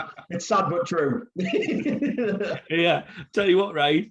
The Baltimore Ravens running back room is like the fucking DC President's O-line for ACLs with every snap. I couldn't believe that when you came in last night. I was like, oh my God, that's the most unluckiest ever. Well, that Gus Bradley tore his ACL, then he got carted off the field, and the following snap, Marcus Peters tore his ACL the following snap. I know. Like you would just think, like, after that just happened, gan easy on the next snap, like, just gan easy. Or just stop training. John Hardball, tag football. Like, no. Get on the lads. Get a hardball just wandering around going like, fucking hit harder. There's two things I know went about down Baltimore. too easy. Get him, lads. There's two things I know true about Baltimore. One is that they go hard at football, and two, you're likely to get shot at some point. Both Like are a true. team mega, wasn't it? Yeah, I saw something the other day. It was on a thing I follow called I Survived the Iraq War. It's an American page on Facebook. And it said, if you want to go see the Vegas Raiders, you have to be either double jabbed or you can be jabbed with the vaccine at the stadium before you go in. It says so you can either be double shotted or you can be shot at the stadium.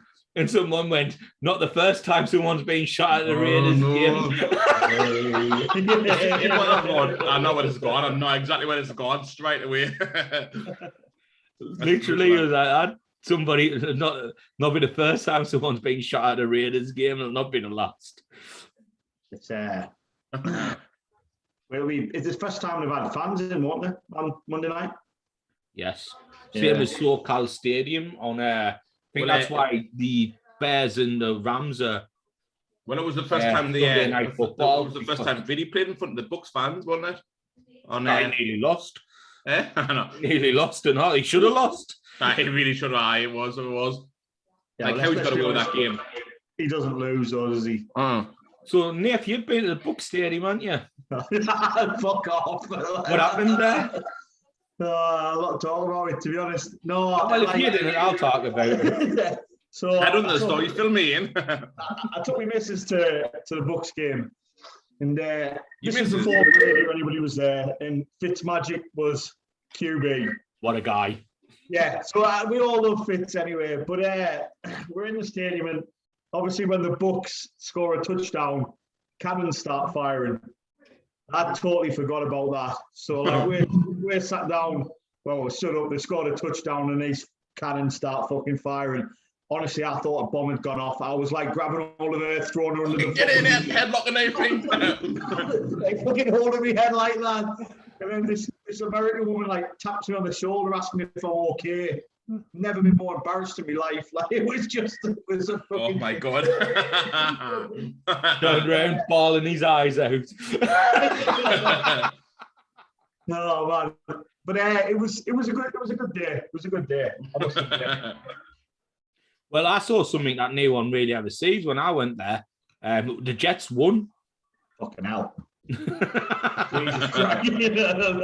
That's pretty sure when me and Alex was there, we'd done a group chat ring on for DC, right? Alex did, and Quinny, Paul, what you call it, Paul Gouldy, aye, and a couple of us stayed on, and Alex is like trying to wait them, and Quinny goes, "Where's Hawks?"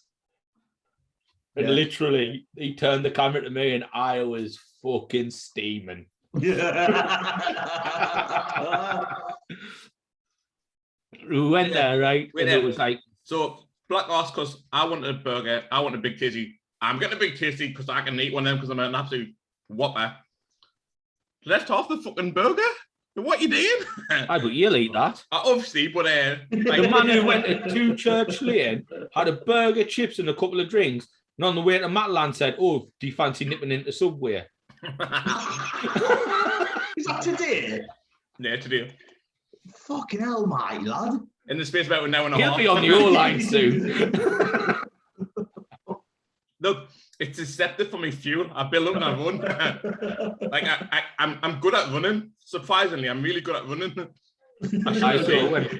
When I was in New York, we went to a tailgate party. Yeah. And it was like $50, so about 40 quid it was. When you get there, you get a band, and like at 9 o'clock in the morning for 4 hours, it's all you can eat, like a barbecue on the go, all you can drink. So anyway, we get there, and this guy's filling up a fucking like a cup about that big, and it's like see-through, and this guy's getting a JD and Coke, about that much JD, about that much Coke. I'll being a greedy bastard. I'm getting a JD. I was like, I don't know, 9 o'clock in the morning. We'd had a heavy one the night before as well, watching the college football. And I'm just going to get a bud.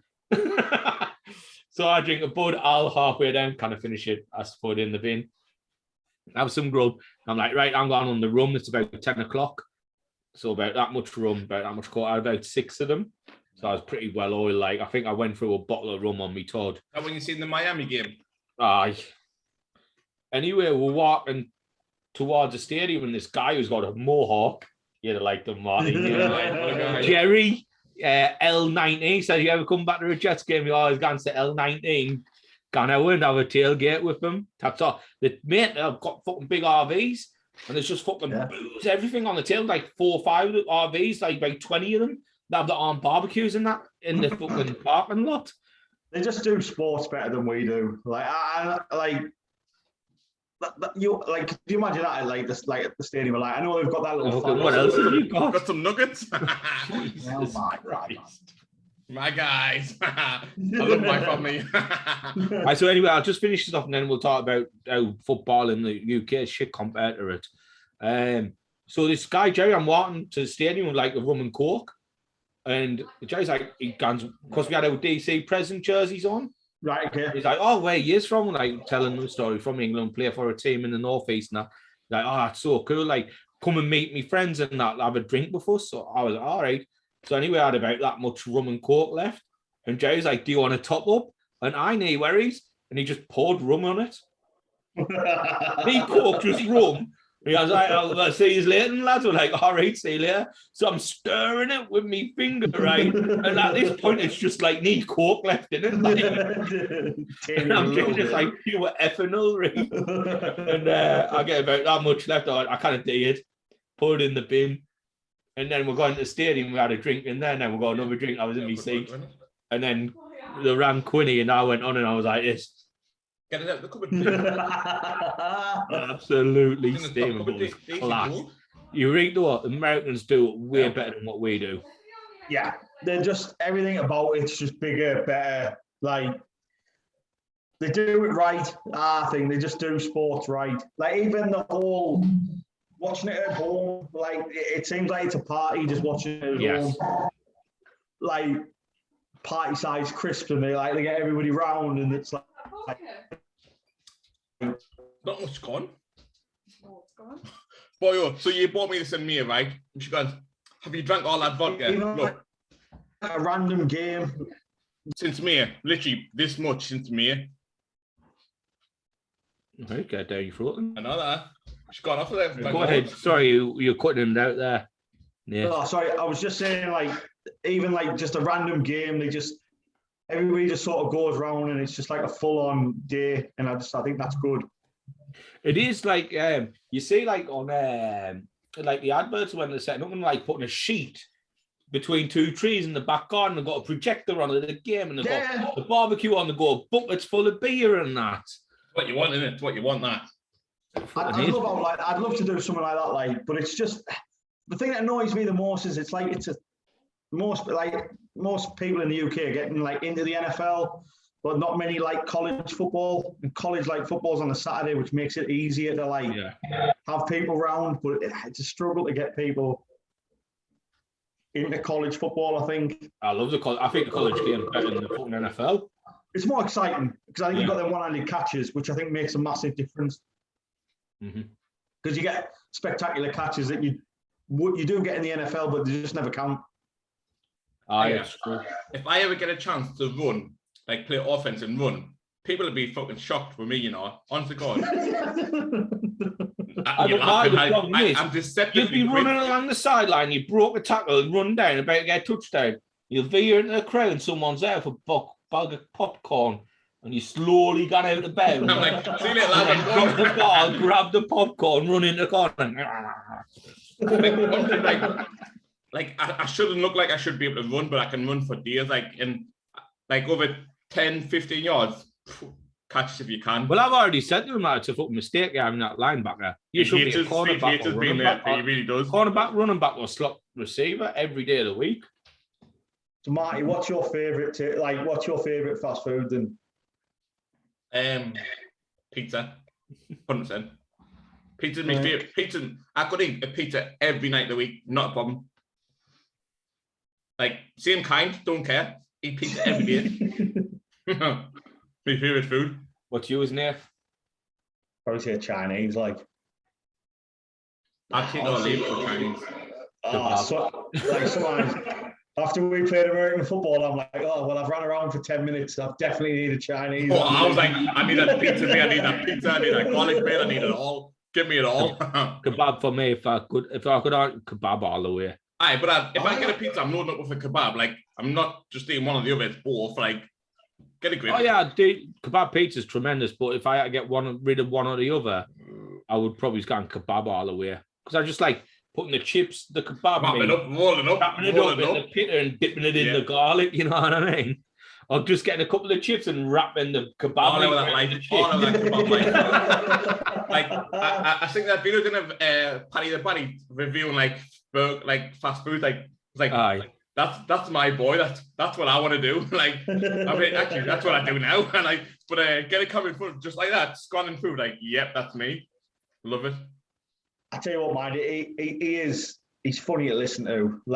When he called Instagram lizards, he's the next face of UFC. I thought it was Jouty in between us. I'll be perfectly honest. First time I saw him. You're sorry? I thought it was Jouty in between us. Honestly, everybody does that. It's so funny. When he went, Paddy the Buddy's fine. I went, who? He goes, Paddy the Buddy. I went, never heard of him. He goes, yeah, man. I went, I haven't. And he went, you sure the picture? I've never seen. Is that Jay from the in between? I've been a fan of him for about 3 or 4 years now. When I first seen him in whatever he used to do, and I was like, what a fuck. Cage Warriors, what a guy. He knocked UFC back twice. First, I think he was about 16. He's nah, didn't care for it. Second time, he had a wrist injury, and after he knocked him back, he got sparked in his next fight. He's like, look, I'm injured. This is why I knocked UFC back. And then UFC's been on a win streak since 2019, and now UFC coming go on then, I'm gonna take over now. And he is. Well, Till was the main event, wasn't it? Yeah. Who won? No, it was Bronson won. Till, as soon as he went down, that was it. I didn't you rate could Till tell he wasn't anyway. gonna. I like Till, but it doesn't Yeah, fill me with went down confidence. I way know he's too going to get easy. beat. Now Nath pretending he scores. I'm not honestly. Neil's got the worst underwear in the world, I think. He went back in the fucking house for a beer. I tell you what, it's because I'm in this shed. It's the internet's not the best. Like, Because Steve's in his fucking 5th bedroom house and his fucking multi-story barn house. That's why he doesn't get good internet either. fuck off, man. Marty, people will be like, "This fucking right, posh cunt him." Couldn't be further from the truth. But then they'll look behind and see that bullshit corner sign behind, like, actually, nah, we're not chatting crap. Aye, but next to the original Jim will paint it. No. I never heard of Jim will paint it, Nath. No. Basically, what he done, his name's Jim, and he's got Microsoft Paint, and he takes requests from people like, "Oh, can I say, remember when Jeremy Clarkson chinned that producer?" Yeah. Like Jeremy Clarkson, like load of McDonald's has flooded. Clarkson's a trainee, chinned the manager, and Clarkson like in the middle of like McDonald's, fucking a flood all around, and the guys on the fucking thing like, and Clark's like, I don't know what's happening. He just people request it, and he goes and does it. Do you want to know what I've just had to eat?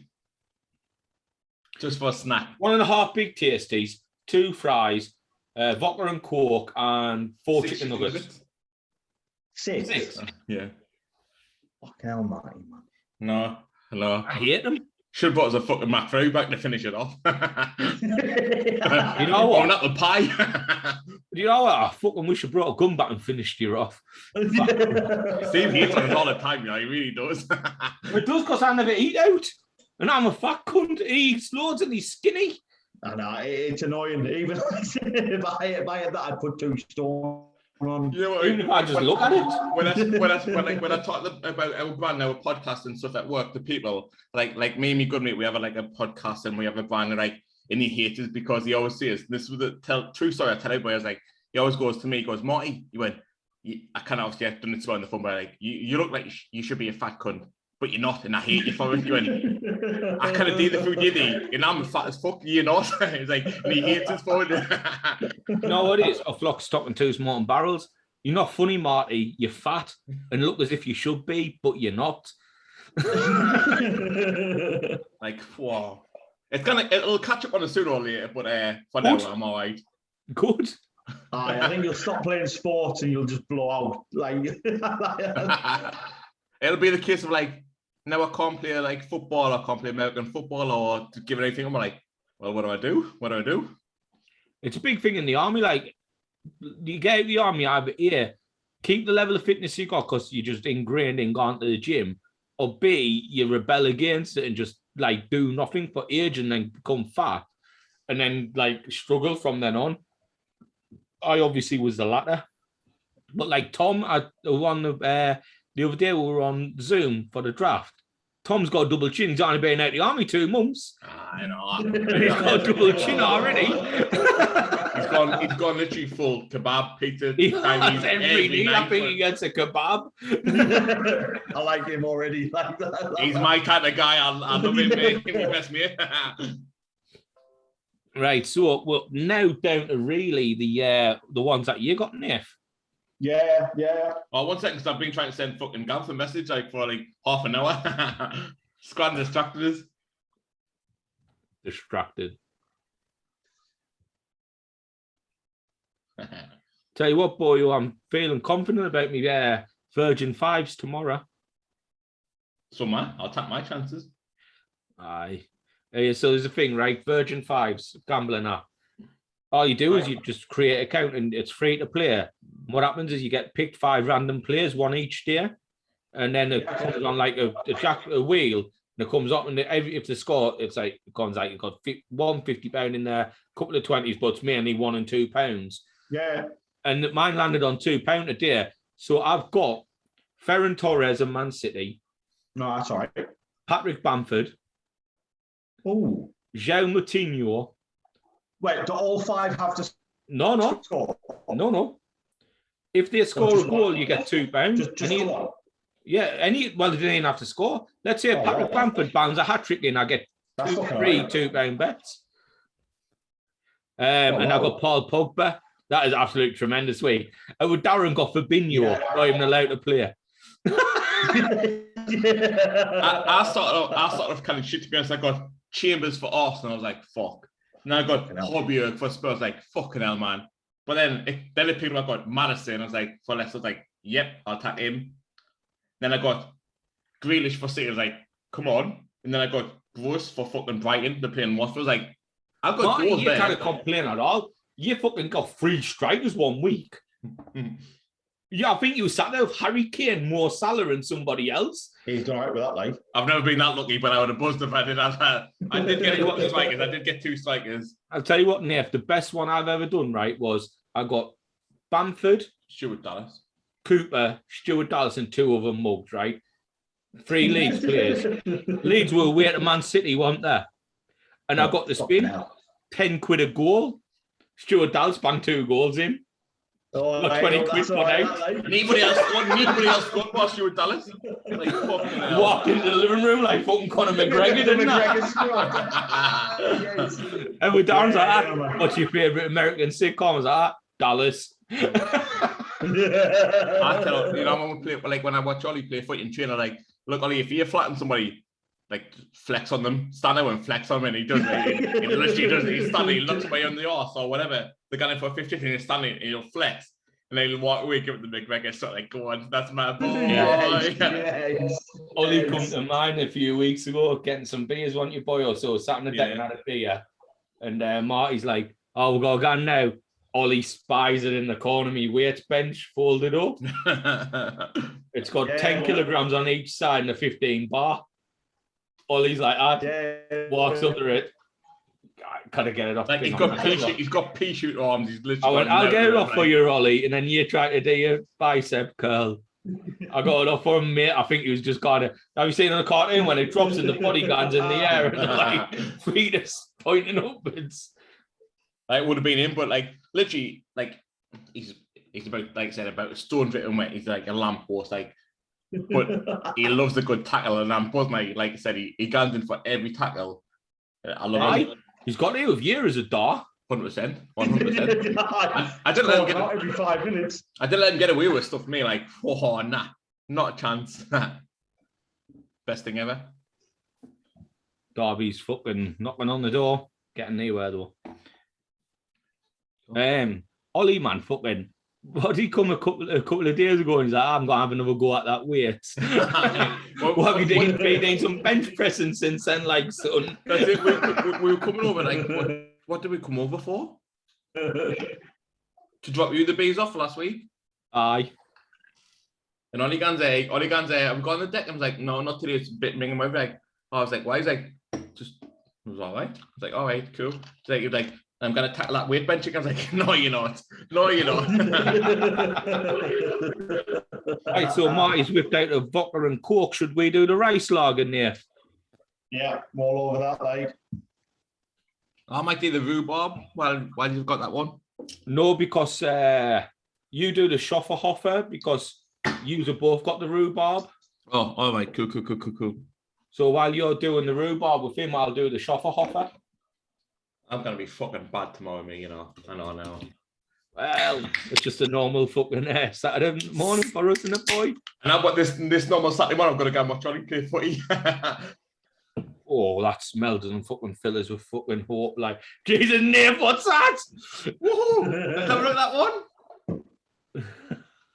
That's not that bad. He drinks the Jaeger, he drinks the vodka. It's fucking massive.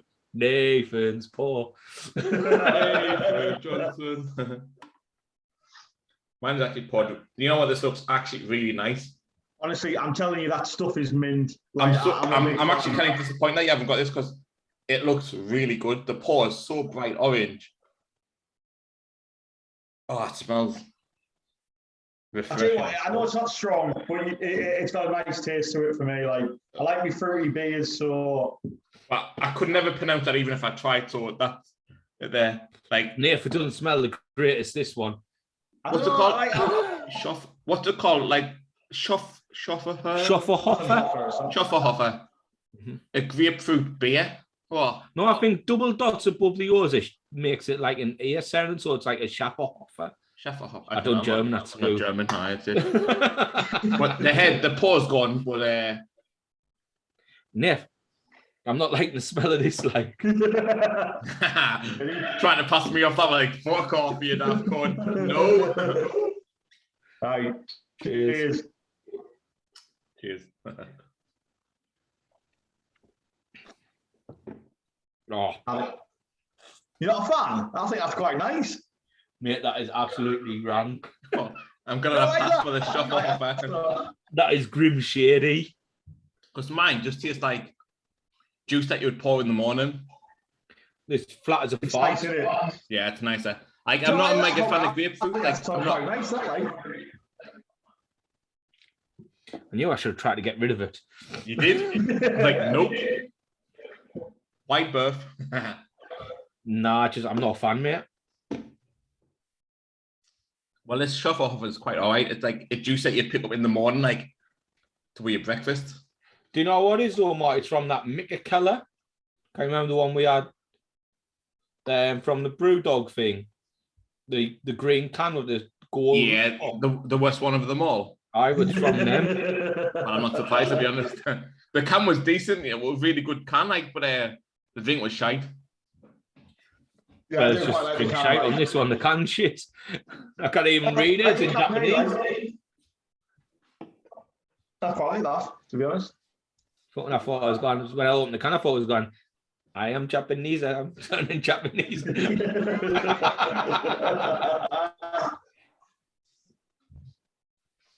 That Chong's gone off, I think, or he's injured. I didn't know Birmingham signed Troy Deeney.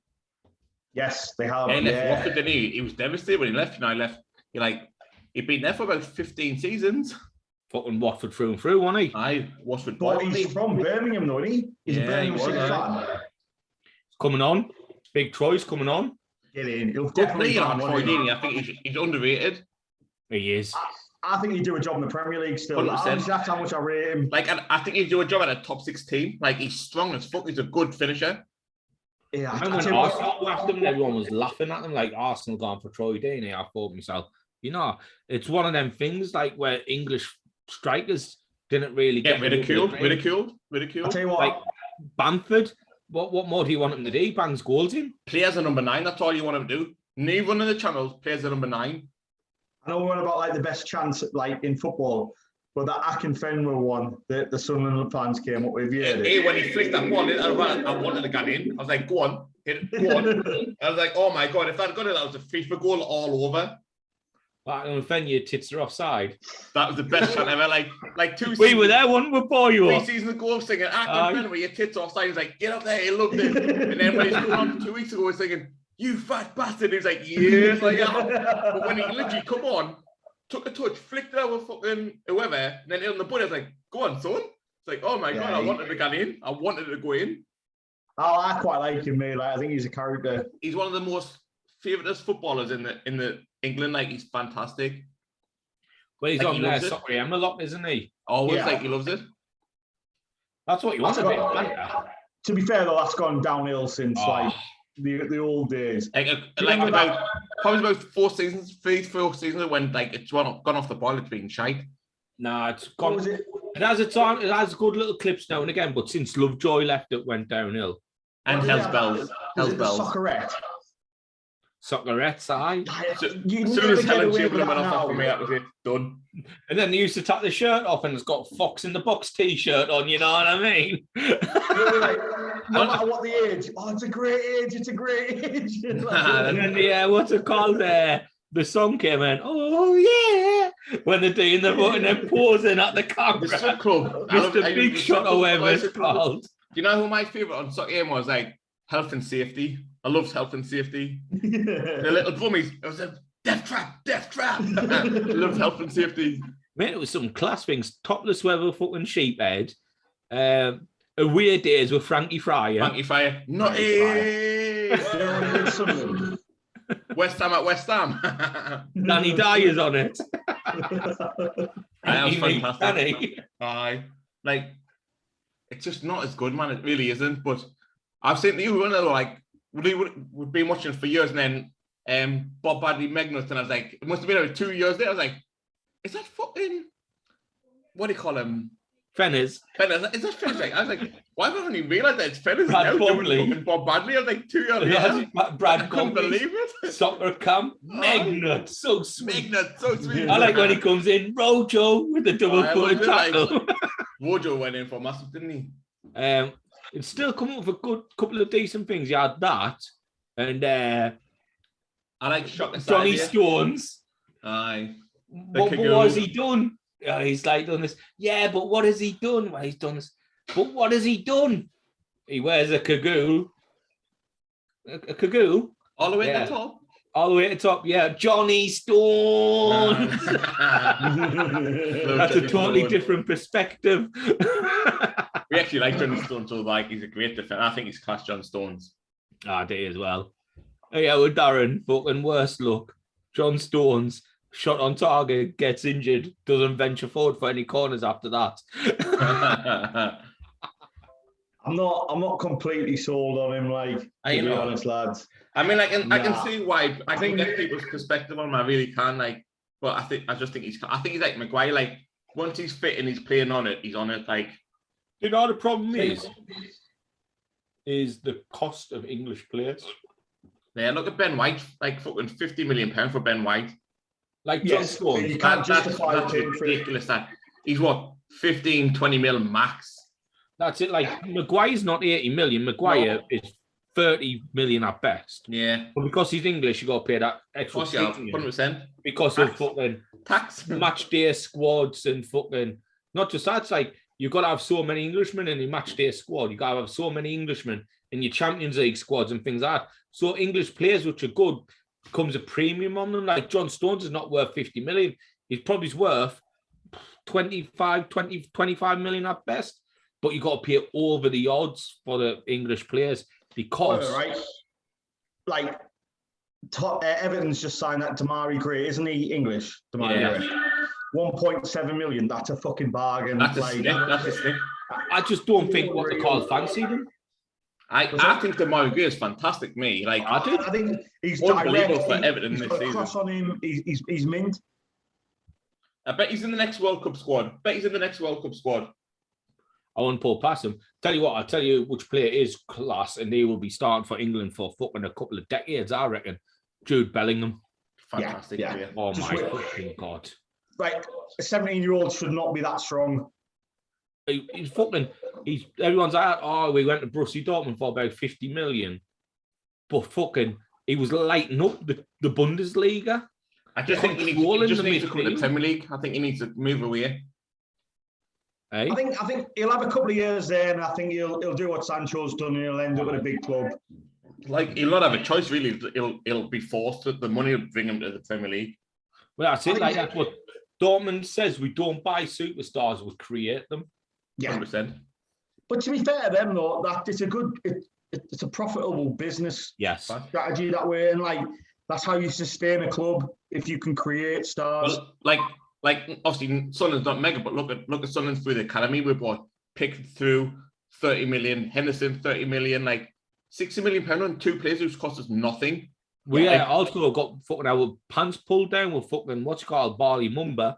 Yeah, no. To be honest, he looked awful for Norwich a few weeks ago. But he's still only 18 or something. I think what we've let ourselves down with in the past is we haven't gone down the youth side of it. Like, I look at like Martin Waghorn, we let him go for now, but actually at one point he was a good player. Yeah, like we could have made good money off these kids. Conor Hourihane. Exactly. Well, the players that we've let go, this is just a few of them. Conor Hourihane, Chris Brunt, we let Chris Brunt go. And look, he weren't the greatest of players, but he was a solid Premier League player. Still is now.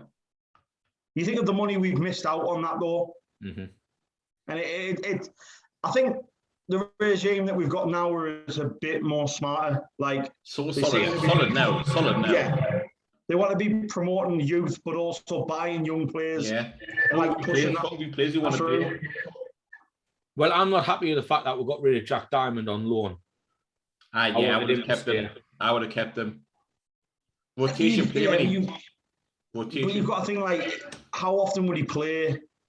Ahead of Gooch every time. I mean, I don't know if you know, but we're really good fans. I was about to say, I tell you what, if Lyndon Gooch is listening to this, like, I'll stand there and go, I don't think you're that bad. I hope he does listen to this. Gooch, you fucking shit. Gooch, you weren't saying that earlier in the kitchen. No,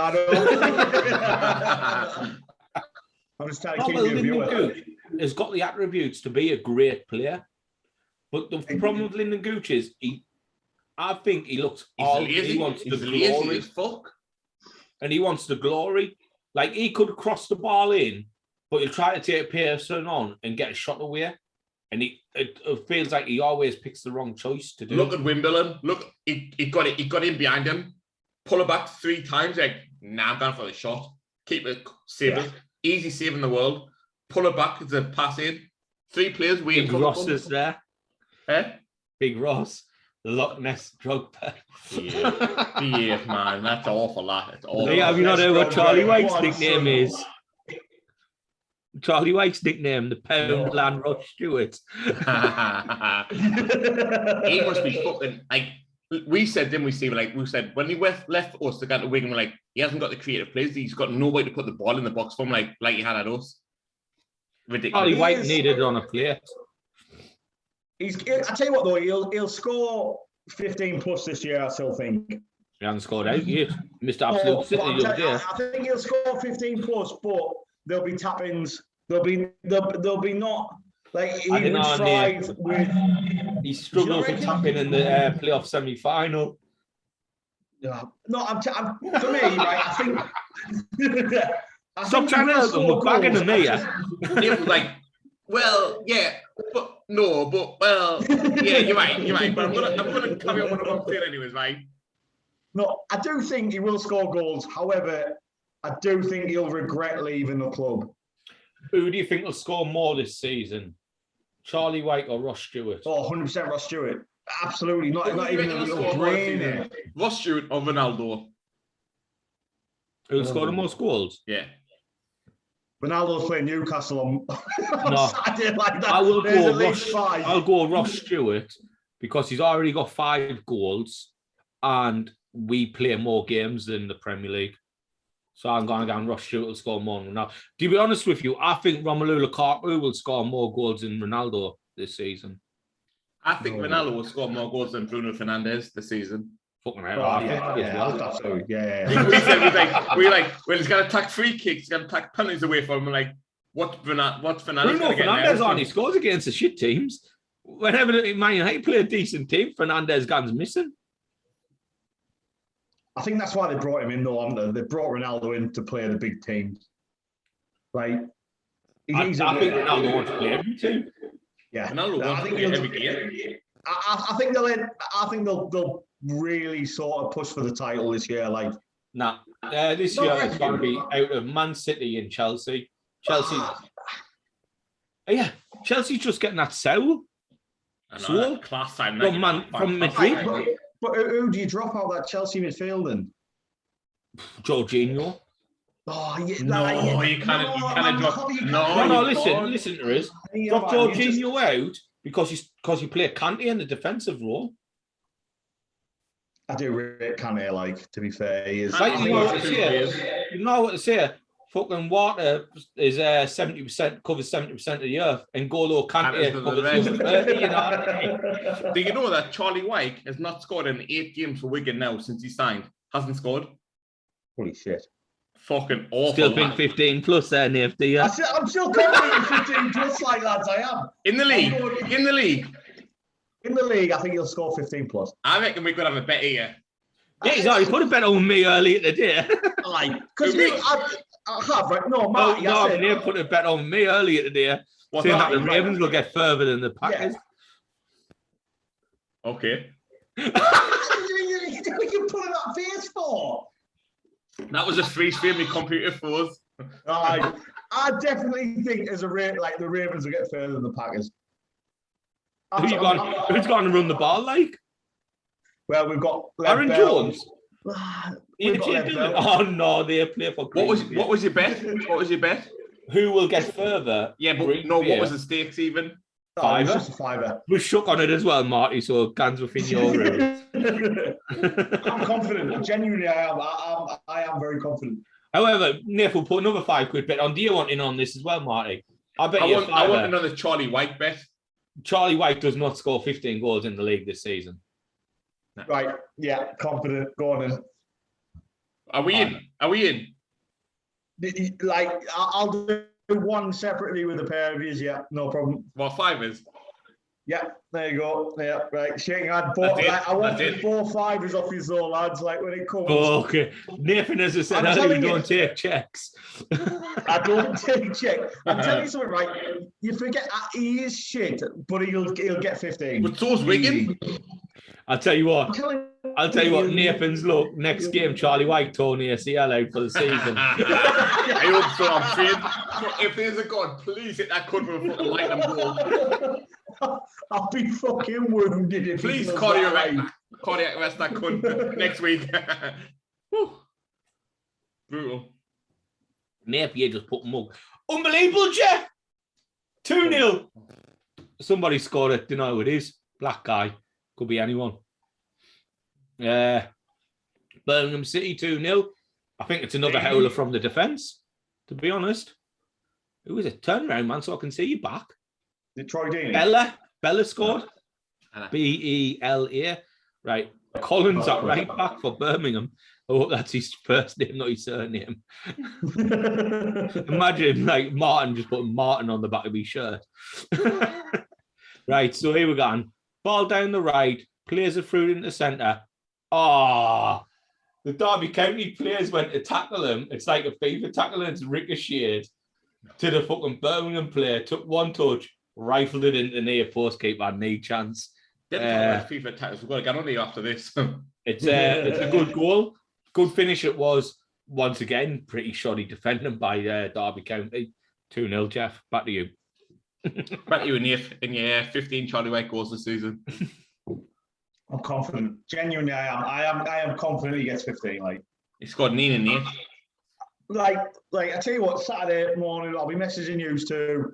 It'll be Charlie White's got a hat-trick. I'll be like, what a surprise! I'll be like, I've also won the lottery last night as well.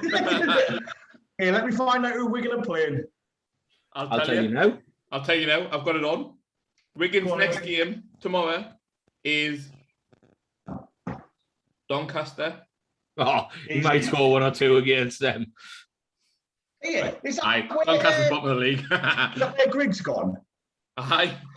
Yeah, I hope he fucking suffers. I hope Will Spriggs scores a fucking hat-trick tomorrow. So I'm looking on the top scorers. I'm looking on the top scorers. I can't see Charlie White anywhere. Do you want to know good reason for that? Because he's on a duck egg. An absolute zero. And you know what? Gans down to 1 goal as well. Where is he? Oh, no, that Max Powers there, 0 goals. Is that like when you've got to accept the cookies to see Arsenal at the bottom of the Premier League? Charlie White there. I tell you what, as Wigan just became Sunderland's old team. I tell you what, they took a load of them, didn't they? Well, obviously, anywhere Max and Charlie went, they've got to go together because, like, the best mates. But, ridiculous. Jordan Jones, fucking even McLean. And but I would have signed Jordan Jones, I'd have took him back. $500,000. Do you know the problem was? Jordan Jones, you got a good game out of him, and then you disappeared for a few games. And but you tack that for $500,000. You tack it. I know, but what's his German kid going to be like? Well, obviously we don't know what it's going to be like, but it could be a Jordan Jones again. But then we've gotten him for now. My biggest issue with Jordan Jones was he was a Rangers player. Celtic, aren't you? What happened there? I like Rangers more than Celtic, You know something. Oh, Marty, what's wrong with you, man? I'm assuming Hopper's a Rangers fan, like, yeah. Three brothers doing it for each other. You two horrors. The problem is, if I'm not Catholic. No, I get that. And I've got no allegiance to God, so I don't care. I'm pretty sure Nath's Rangers. Pretty sure Rangers fan tried to bomb us in Northern Ireland either. Pretty sure any Rangers fan was a fucking priesty, was he, boy? Or No, I'm no do me that. tell us so. I would say though, like, the one thing with that Jordan Jones was he did have one good game and then he'd have two shit. Then he'd have one good game, two shit. But that's like Aidan McGeady now. He was That's like Gooch now. I think for $500,000 is maybe worth a gamble, but 100% he's worth a gamble. yeah, actually, what McGeady's dropped off this year, mind. He's been awful this season. He's looked Right, here is out, and this is what I'm going at. The reason why we never sign Charlie Wyke or Jordan Jones is if we get promoted, we're paid $500,000 for somebody we're going to have to then sell. agreed. No, Because they're especially with White. Championship standard. No, I agree with that. I think that's a fair point. I think Ross Stewart will score goals in the championship. Well, I think it's like we said, like the step up between this league and next is not major, but it's how they play. But the thing with Charlie Wyke is he's what, in his late 20s? Yeah. It's prime. It's prime that, you know. Yeah, but he's never getting there. You'd think he would have gotten near there by now. He was decent. I'm gonna have to go for a piss, boys. I'm gonna have to go. Right, no, BRB. Good of Johnny right here. Charlie Wyke, 15 goals. I'm telling you, honestly, Have you been sniffing gluten eating here? yeah, honestly, I'm pretty confident he gets 15 in that league. Well, that's why he bet as a 5, and that's why he got to lose a tenner to me. I tell you what, I'm definitely not losing. I'll be gaining a 10 out with this. Like, all it takes is somebody like Adams to lose Torres ACL, and then use a fucked. Nah, Rogers elevates players. Rogers elevates players to an extent, but he can't elevate shit that high. Like, if you lose Adams, you're out. I think if Adams gets injured, I wouldn't be surprised if we trade for like an Odell Beckham or somebody. Would you take him? If Adams went out, yeah. Would you take him now, though, with Adams there? No. Considering he's going to be... Actually, I think I would take Beckham if Adams there. Do you know why? It's because Adams draws double teams and Odell will have one-on-one every time. But what about the locker room? Like, you know for a fact he's going to want every single ball going his way. I don't think so. He's always had weak quarterbacks, Eli Manning. I'm not buying Eli's weak. Like, no, but what I mean is like Eli. When I say weak, he's not elite. If Odell Beckham Jr. walked into the locker room with Peyton Manning, do you think Odell Beckham Jr. would be saying, "I want all the balls"? No. And I think that's what would happen if he went to Green Bay, is he realizes that Aaron Rodgers shares the ball out, and Aaron Rodgers say, "Look, if you come here, you're not going to get the ball every time. You're going to be a team player." And Odell would have to say yes, no. But I think if he came to us, I think we're legitimate Super Bowl champs. Because then you're stuck between the devil and the deep blue sea, aren't you? Are you going to double team Adams or double team Odell Beckham? Whichever one you don't double team is going to be one-on-one. Yeah, you got one-on-one with him. When they're both but look in the divisional round when the best corner in football, Jalen Ramsey, he's not. Got done. Yeah, I don't rate Jalen. I don't rate him as a top 5 corner. And I know Marlon Humphreys and Jay Alexander are the 2 top cornerbacks in the league. Marlon Humphreys is unreal. Like, I genuinely think he can do it all. Genuinely, he can press, coverage, everything. He's man on man. He's going to dominate the receiver. Marlon Humphreys and Jay Alexander are the 2 best cornerbacks in football, and there's no argument on that. Jalen Ramsey, he's a flash player where like get an interception and like he gets like last year was it Xavier Howard at Miami? Miami got all them interceptions. He was ranked ahead of Jay Alexander in like the top 100, but that's because nobody passed Jay Alexander's way. Yeah. It's a bit like Deion, like when Deion Sanders was kicking about, like nobody threw his way, and there was a reason for it. Tom Brady threw Jay Lagan's away twice in the NFC Championship game. Yeah, 'cause he doesn't want it. He doesn't got want to be picked going off twice. Yeah, you don't want to be going. You don't want to be going against somebody that you know is elite. Yeah. When you can pick on an average player on the other side. But that's it. That's what I believe. Like Jalen Ramsey, teams still went after him. Xavier Howard, they still went after him, but nobody really went after Marlon Humphreys. Jay Alexander, also the guy Lattimore at New Orleans. The Saints. Yes, New Orleans Saints. Yeah, Marcus Lattimore. Yeah, no one really goes after him either. Because it's like Richard Sherman back in his day. When Richard Sherman back in the day, I remember he played. Jordy Nelson lined up against him in Green Bay. We got beat. It was the opening game of the season after they won the Super Bowl in Seattle, and the beat was by about 2 points or something. And Jordy Nelson had no targets or anything. And Aaron Rodgers shook hands with Richard Sherman and went, "Good luck this season because you're going to be doing out." Yeah, because nobody wants to go against him. They don't. It was pretty similar to like I said, like Dion in the past, but also, do you remember Darrell Revis when he was Revis Island? Yeah, Revis Island. He had the whole like nobody went against him. He was literally stood next to a wide receiver for the whole game because nobody threw it towards him. And when he did, it was a pick six. Yeah, it's like you say, it's like looking back in the past, like you Charles Woodson, you Ron Woodson's. Like you were defense back in 2000, was it, when you won the Super Bowl? Yeah, that 2000 defense is unreal. Like no one passed Rod Woodson's way, did they? No. Well, why would you though? Because you know what you're going to get. You know you're going to lose the ball. Like you're giving it over. And that's a problem with people that say like, oh, he's had 8 interceptions. Alexander's had 2. Yeah, but Alexander's only had 5% of through at him. Yeah. Whereas Xavier Howard, everyone's like, he might pick us off, but I might also get a big chunk out of him. Yeah, you've got to start targeting. Like you only target the players you think you're going to get something out of them. Exactly. Like last night, if you watched the Buccaneers Cowboys game, that Murphy Bunting went out. They see his arm. No, I haven't. Caught between 2 players, and it snapped from the elbow that way. Oh my god! And it was just flimsing there, and he's out for the season. But this guy Dean came in, and Dak Prescott just went to Amari Cooper, line up against him, and just flew to Amari Cooper. Had a game. But you're right, that's it. They bring a third string in to get the cornerback. You're like, Aaron Rodgers done it more than anyone else, picked on fucking players. Yeah. Oh, he's going out injured. You come in as a reserve. Clearly not good enough to mark out number 2 receiver.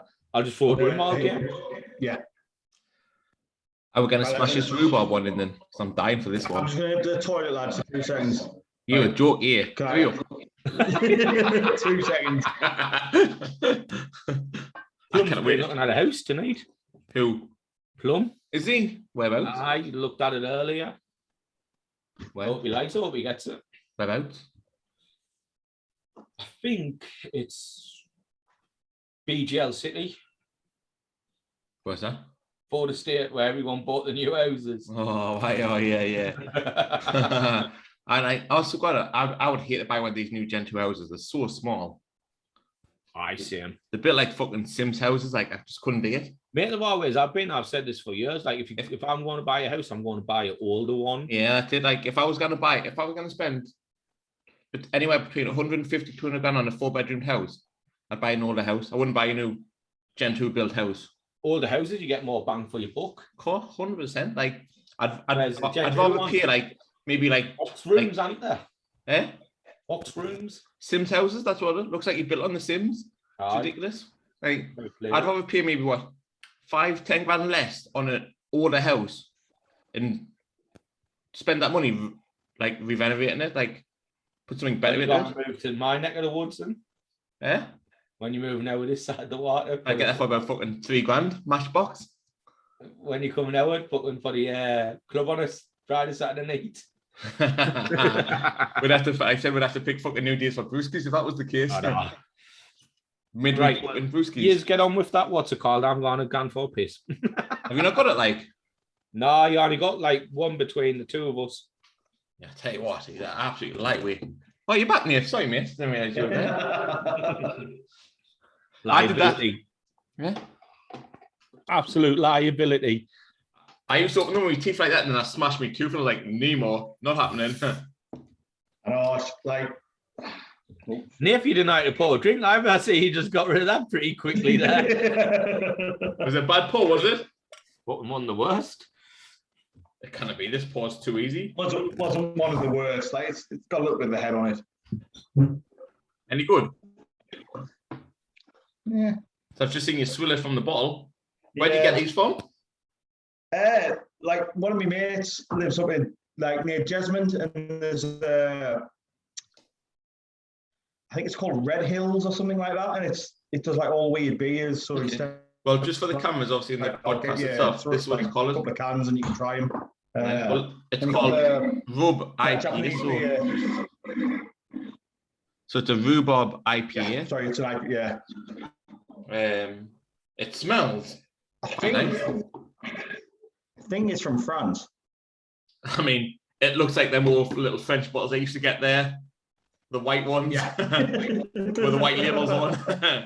Like 70 million for like a fiver. It's 6.9% though. It's quite a, yeah, it is quite a strong percentage. Like and we've had a few rhubarbs on the last like few shows, so interesting. Like £3.50, not too shabby. I mean, 3.30 is just like a can really. Yeah. But yeah, let's give it a smash. Cheers, Nath.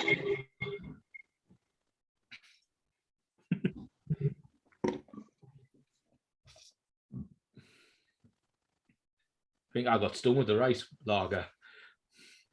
I wouldn't be so hasty. I can't taste any rhubarb. Neither can I. It's an IPA drink. Is what it is. All I can taste is. Yeah, there's no rhubarb in that. Yeah, there's none. Not even a little. Not even a suckle. I see Nath. I'm trying to look after you here, lads. This was like random beers I knew you would never have had, but there's a reason for that.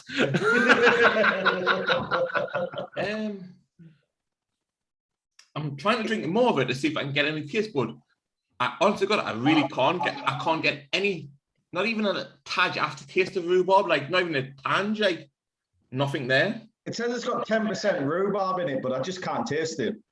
Has it even got 1% rhubarb in? Is it lying to us? No, Yeah, 0.10. Like it's a 6.9% and all, so it's not a shit percentage beer, but nothing to it.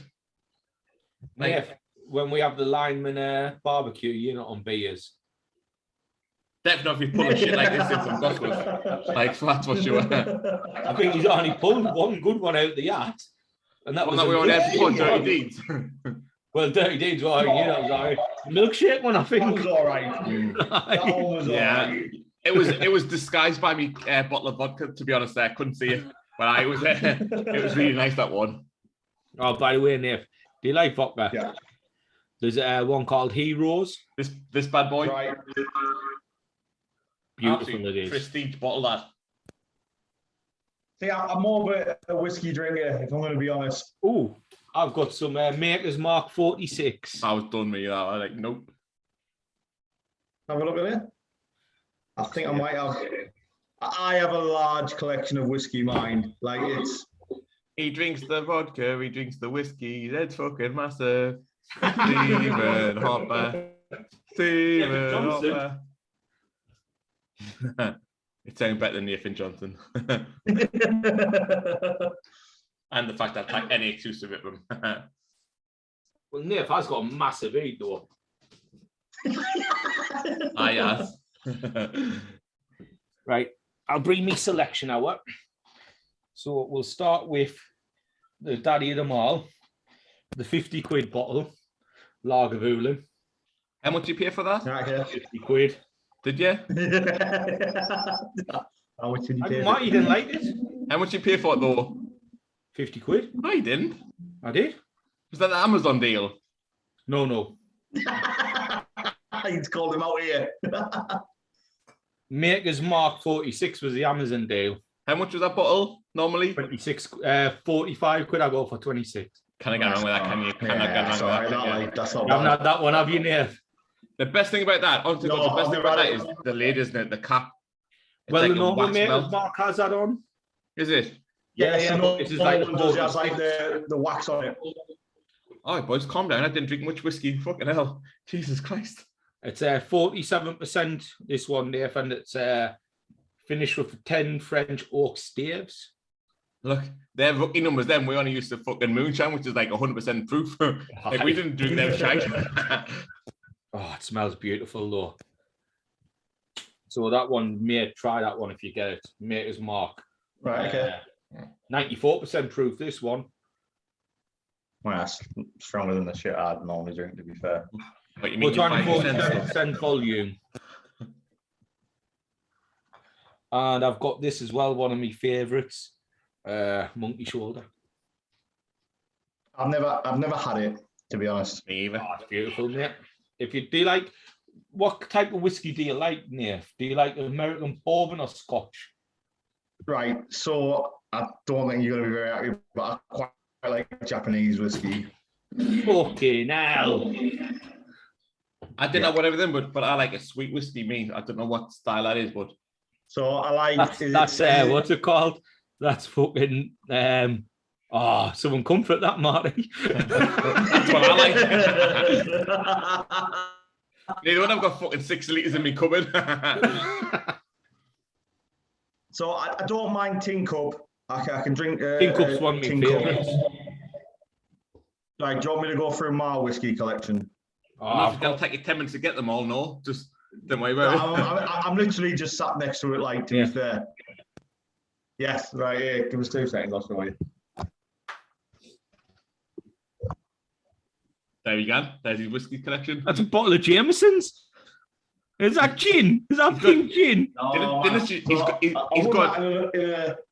Bacardi, Grey That's Goose. vodka. That's vodka far on the left. He's got pink gin, vodka, and 2 others I can't make out. So, Russian Standard, Blooms, Gordon's, Jameson's, Havana, Bacardi. We can't. Havana's lovely. The Havana's the only one we never got. Havana's, I love Havana Club, me. I've never had it. Been to Cuba twice, Anna. Tin Cup. Tin Cup.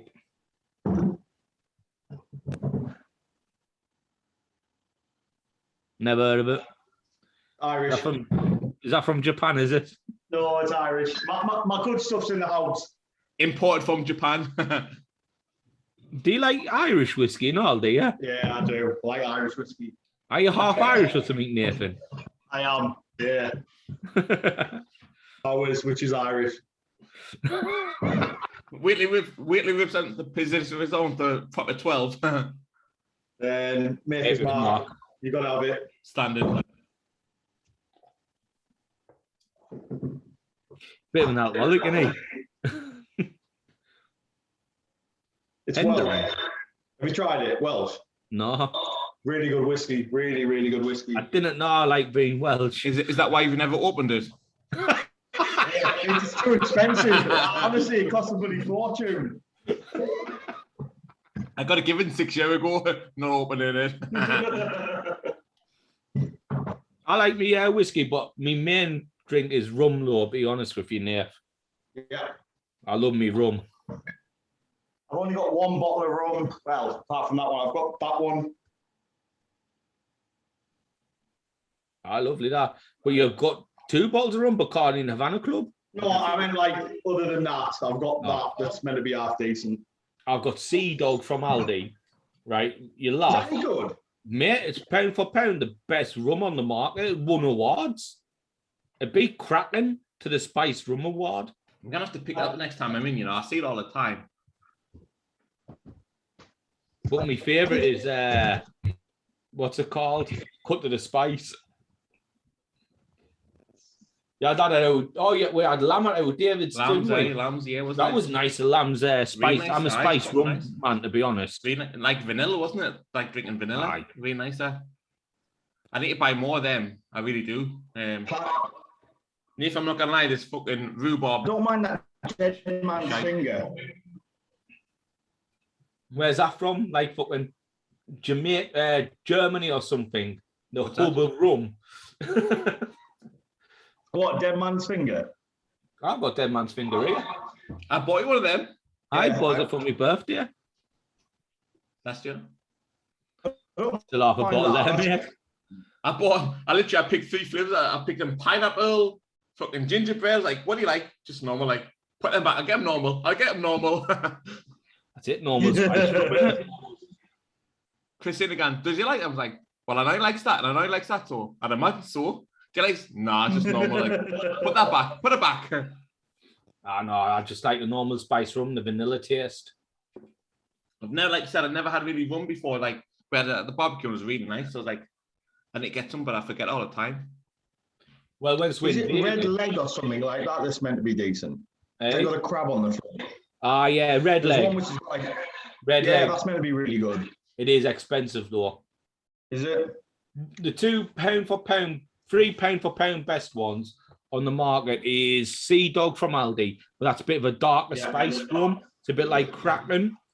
And you can get cut to the spice and lamb's spice rum is absolutely phenomenal. Like Marty had it at our Dave's. It's like a hexagon shaped bottle, isn't it? Yes, it is. Yes. Yeah.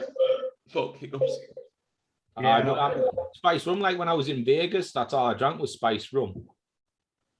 No, it does look nice. Like I quite like the look of the bottle. But that's Bean Brothers all out of that. We only pick fucking beans from the cans and the bottles.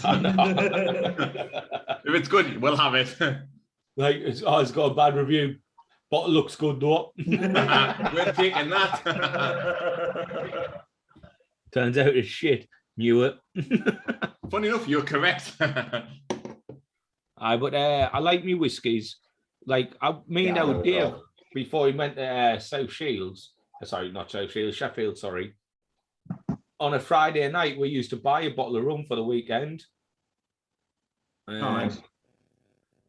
And we went through like loads. We had like Tinko, Wild Turkey. One of them that was brilliant was Woodford Reserve. Is that like the bottle goes like that, doesn't it? Yes. Like almost like a square at the bottom. Yeah, I fancied getting it for a while, to be honest. It's beautiful. If you're going to get it, get the Prohibition Rye. It's got a green sticker. I'll be honest with you, Hopper. A lot of the time when I get it, I tend to get it when Tesco do that club card deal. You know, like when you 100%. All of them. What I'm only doing here is I just gone to Asda where it's cheaper anyway and not use club card on it.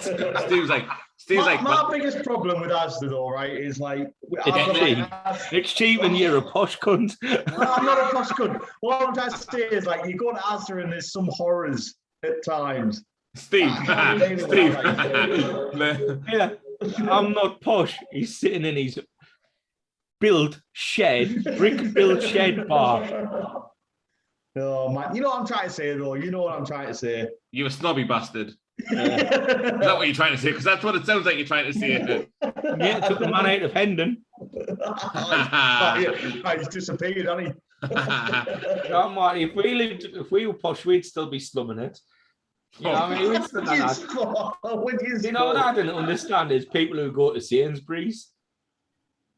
Like, I go to Sainsbury's, what, and pay extra for the same thing at Asda.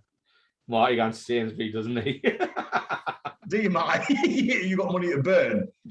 Christina against the Sainsbury's. People gone to Sainsbury's Pick my bees up. To pick bees up. But it's more expensive than like Asda where you get better deals. Nah, to be honest though, like when I only got to Sainsbury's for some beers, like when I can collect different beers, but we had a really nice beer, like a cherry beer from Sainsbury's with like $1.50 a bottle. Like part of your mouth. It was really nice. Oh, that was Morrison's. Sainsbury's. M&S actually. It was M&S, yeah. Don't ever call me posh. It's your fucking I mean, I didn't want to fucking come down as a big dog, but I was M&S to be honest. I remember now. Some of Marxie's and Waitrose.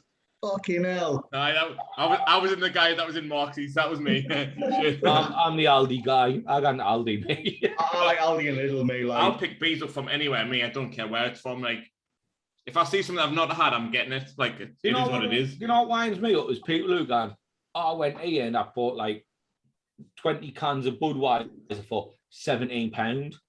And then in Sainsbury's, oh well, in Asda I got like two 20s for £20.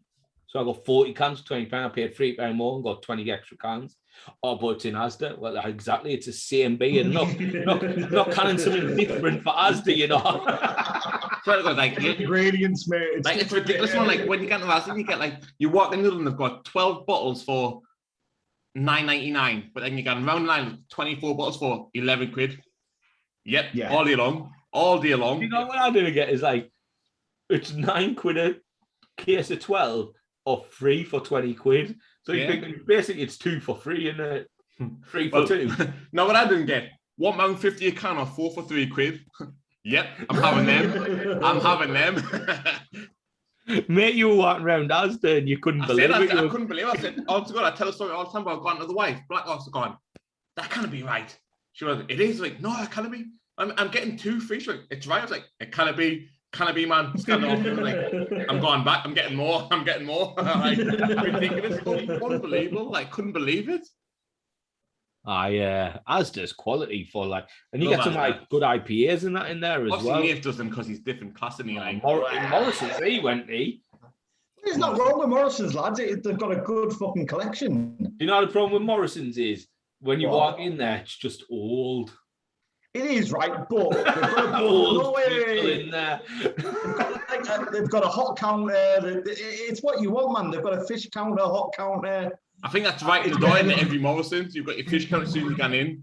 Like, that's what you want, man. That's it. That. Every Morrison's you go into, it's got the fish counter right at the door. And then you've got the Christmas fries next to them. Every Asda shop you go into, it's got the beer specials at the front door. The fucking bingos and the lotteries.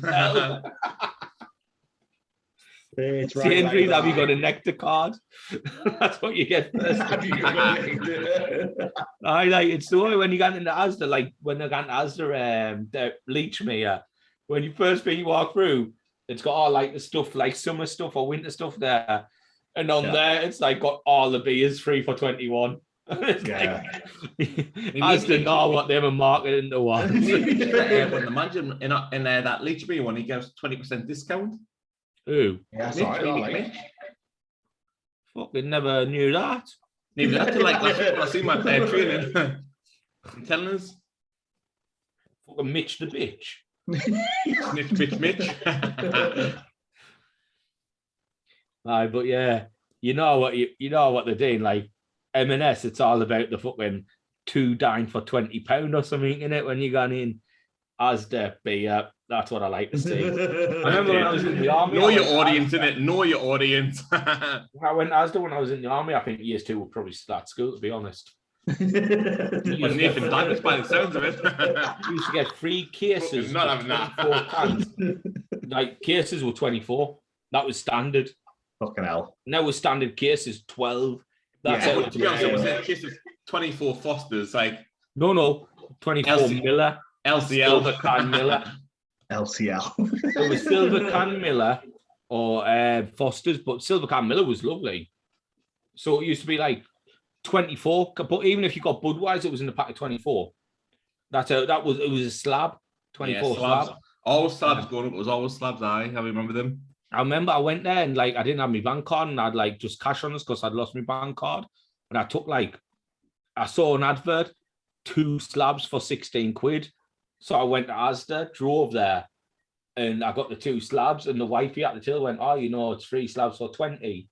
So I drove 3 miles home to pick up another £4 to drive 3 miles back and pick up the free slabs. Worth it all day long. Is that wrong with that, man? You've got to do what you've got to do.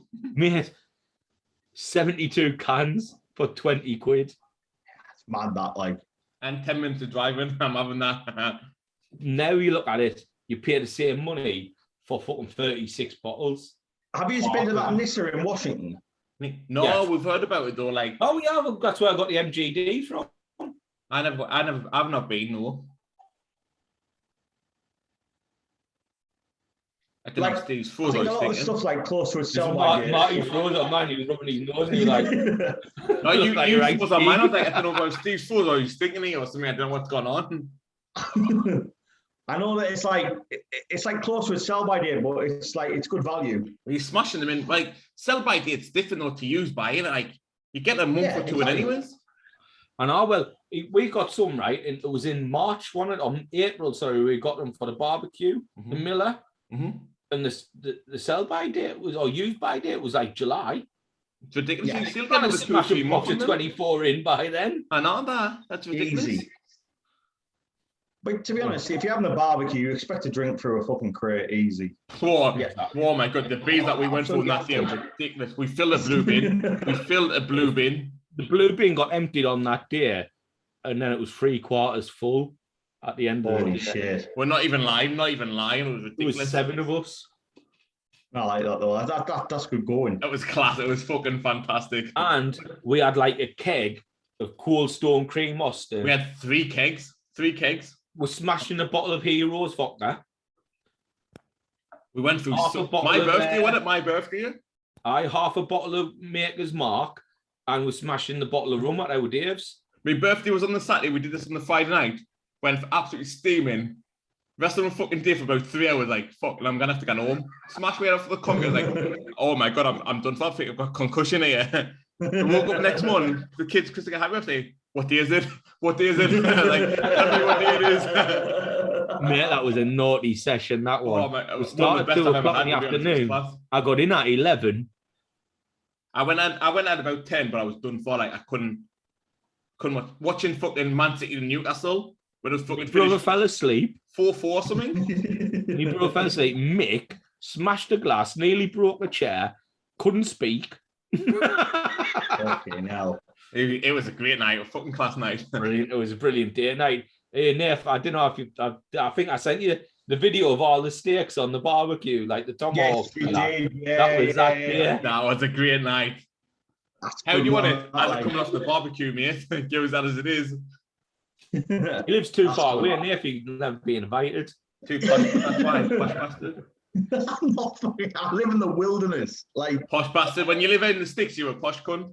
Yeah. man. Nath, I'm coming up for the barbecue. I'm getting a room at the Premier Inn. I've got a room at the Seaburn Inn.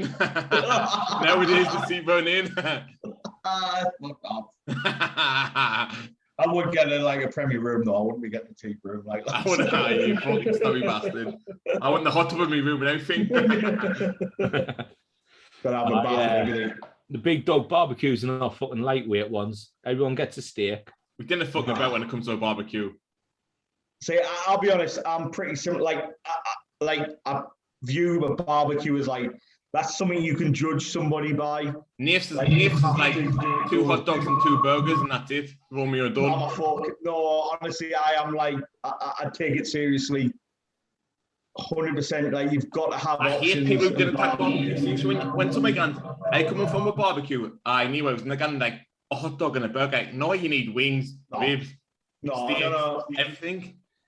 We've got a friend that has like wrapped asparagus and shit, and I'm like, that's not a barbecue. Like, That's not a barbecue. Fuck off, you daft cunt. I want meat. I want meat on a fucking barbecue. Like I want. Have you seen steak, Gavin and I want a Stacey when burger. they're talking about barbecues? Like, how you doing? Ribs, chicken rings, steaks, sausages, burgers. Like that's all the stuff that you want. Like, Yeah, salad, potatoes. Like that's what you want. I don't want to see any fucking salad anywhere near us. The only thing I might want is a little bit of coleslaw. But You need a coleslaw to get on the top of the burgers. Like it's a given. Like. But I don't want to be seeing like fucking asparagus wrapped in bacon. I don't need to see that shit. I want to see. Because you posh cunts, you're about posh cunts. Oh man, yeah, I don't. I'm trying to tell you. Money does to money, doesn't it? Money follows money. Yeah. That's what it is. Money follows I money. didn't hang about with posh cunts. We're having asparagus wrapped in Parma ham. Wash that down. We'll have a nice cold glass of Prosecco wine. I did. Like, we're bringing out the Prosecco, lads. Do you know what my favourite thing on a barbecue is? Apart from steak, obviously. Belly pork. Oh yes. Belly If pork. you need a reminder what that is, we can show you a few photos because we know you can for your asparagus nowadays, but we can show you if you want. Whoa. Belly pork is an absolute must on a barbecue. Like little bit marinated. of like flavouring on it, lush. So, Nath, we've done a barbecue for somebody, right? I was going to tell a story, but right? And I made a maple syrup recipe. Oh, Maple nice. was special. Nice. And we glazed the pork with it. And some wifey come up and went, "Oh, can I get the recipe off yous?" No. The best thing about it, the best thing, she goes, "I'm vegan. If I was going to turn, I'd have this right now." Like she was all over it, all over it. Fucking hell. We were like flexing.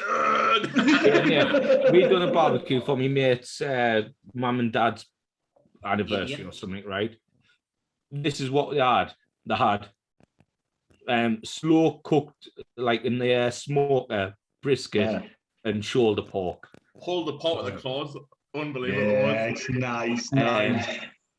Yeah, burgers, homemade kebabs, sausages, belly pork, different marinades, halloumis for corn the on the fucking cob, jack vegans. potato, halloumi things. Mate, we also made.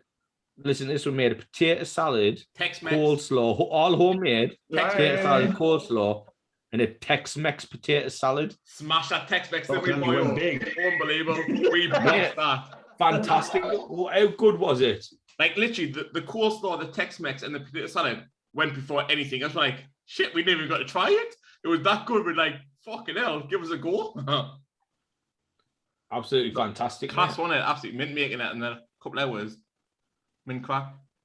Nah, sounds good. The only thing I'm not so keen on a barbecue is I'm not that keen on kebabs on a barbecue. It was a chicken one with the onion, and we had chicken, onion, pepper, and halloumi. I like the idea that you had halloumi though. That's it's a game. When you've got halloumi, it's a game changer. Halloumi changes everything. Like it's lush. It's a really nice cheese.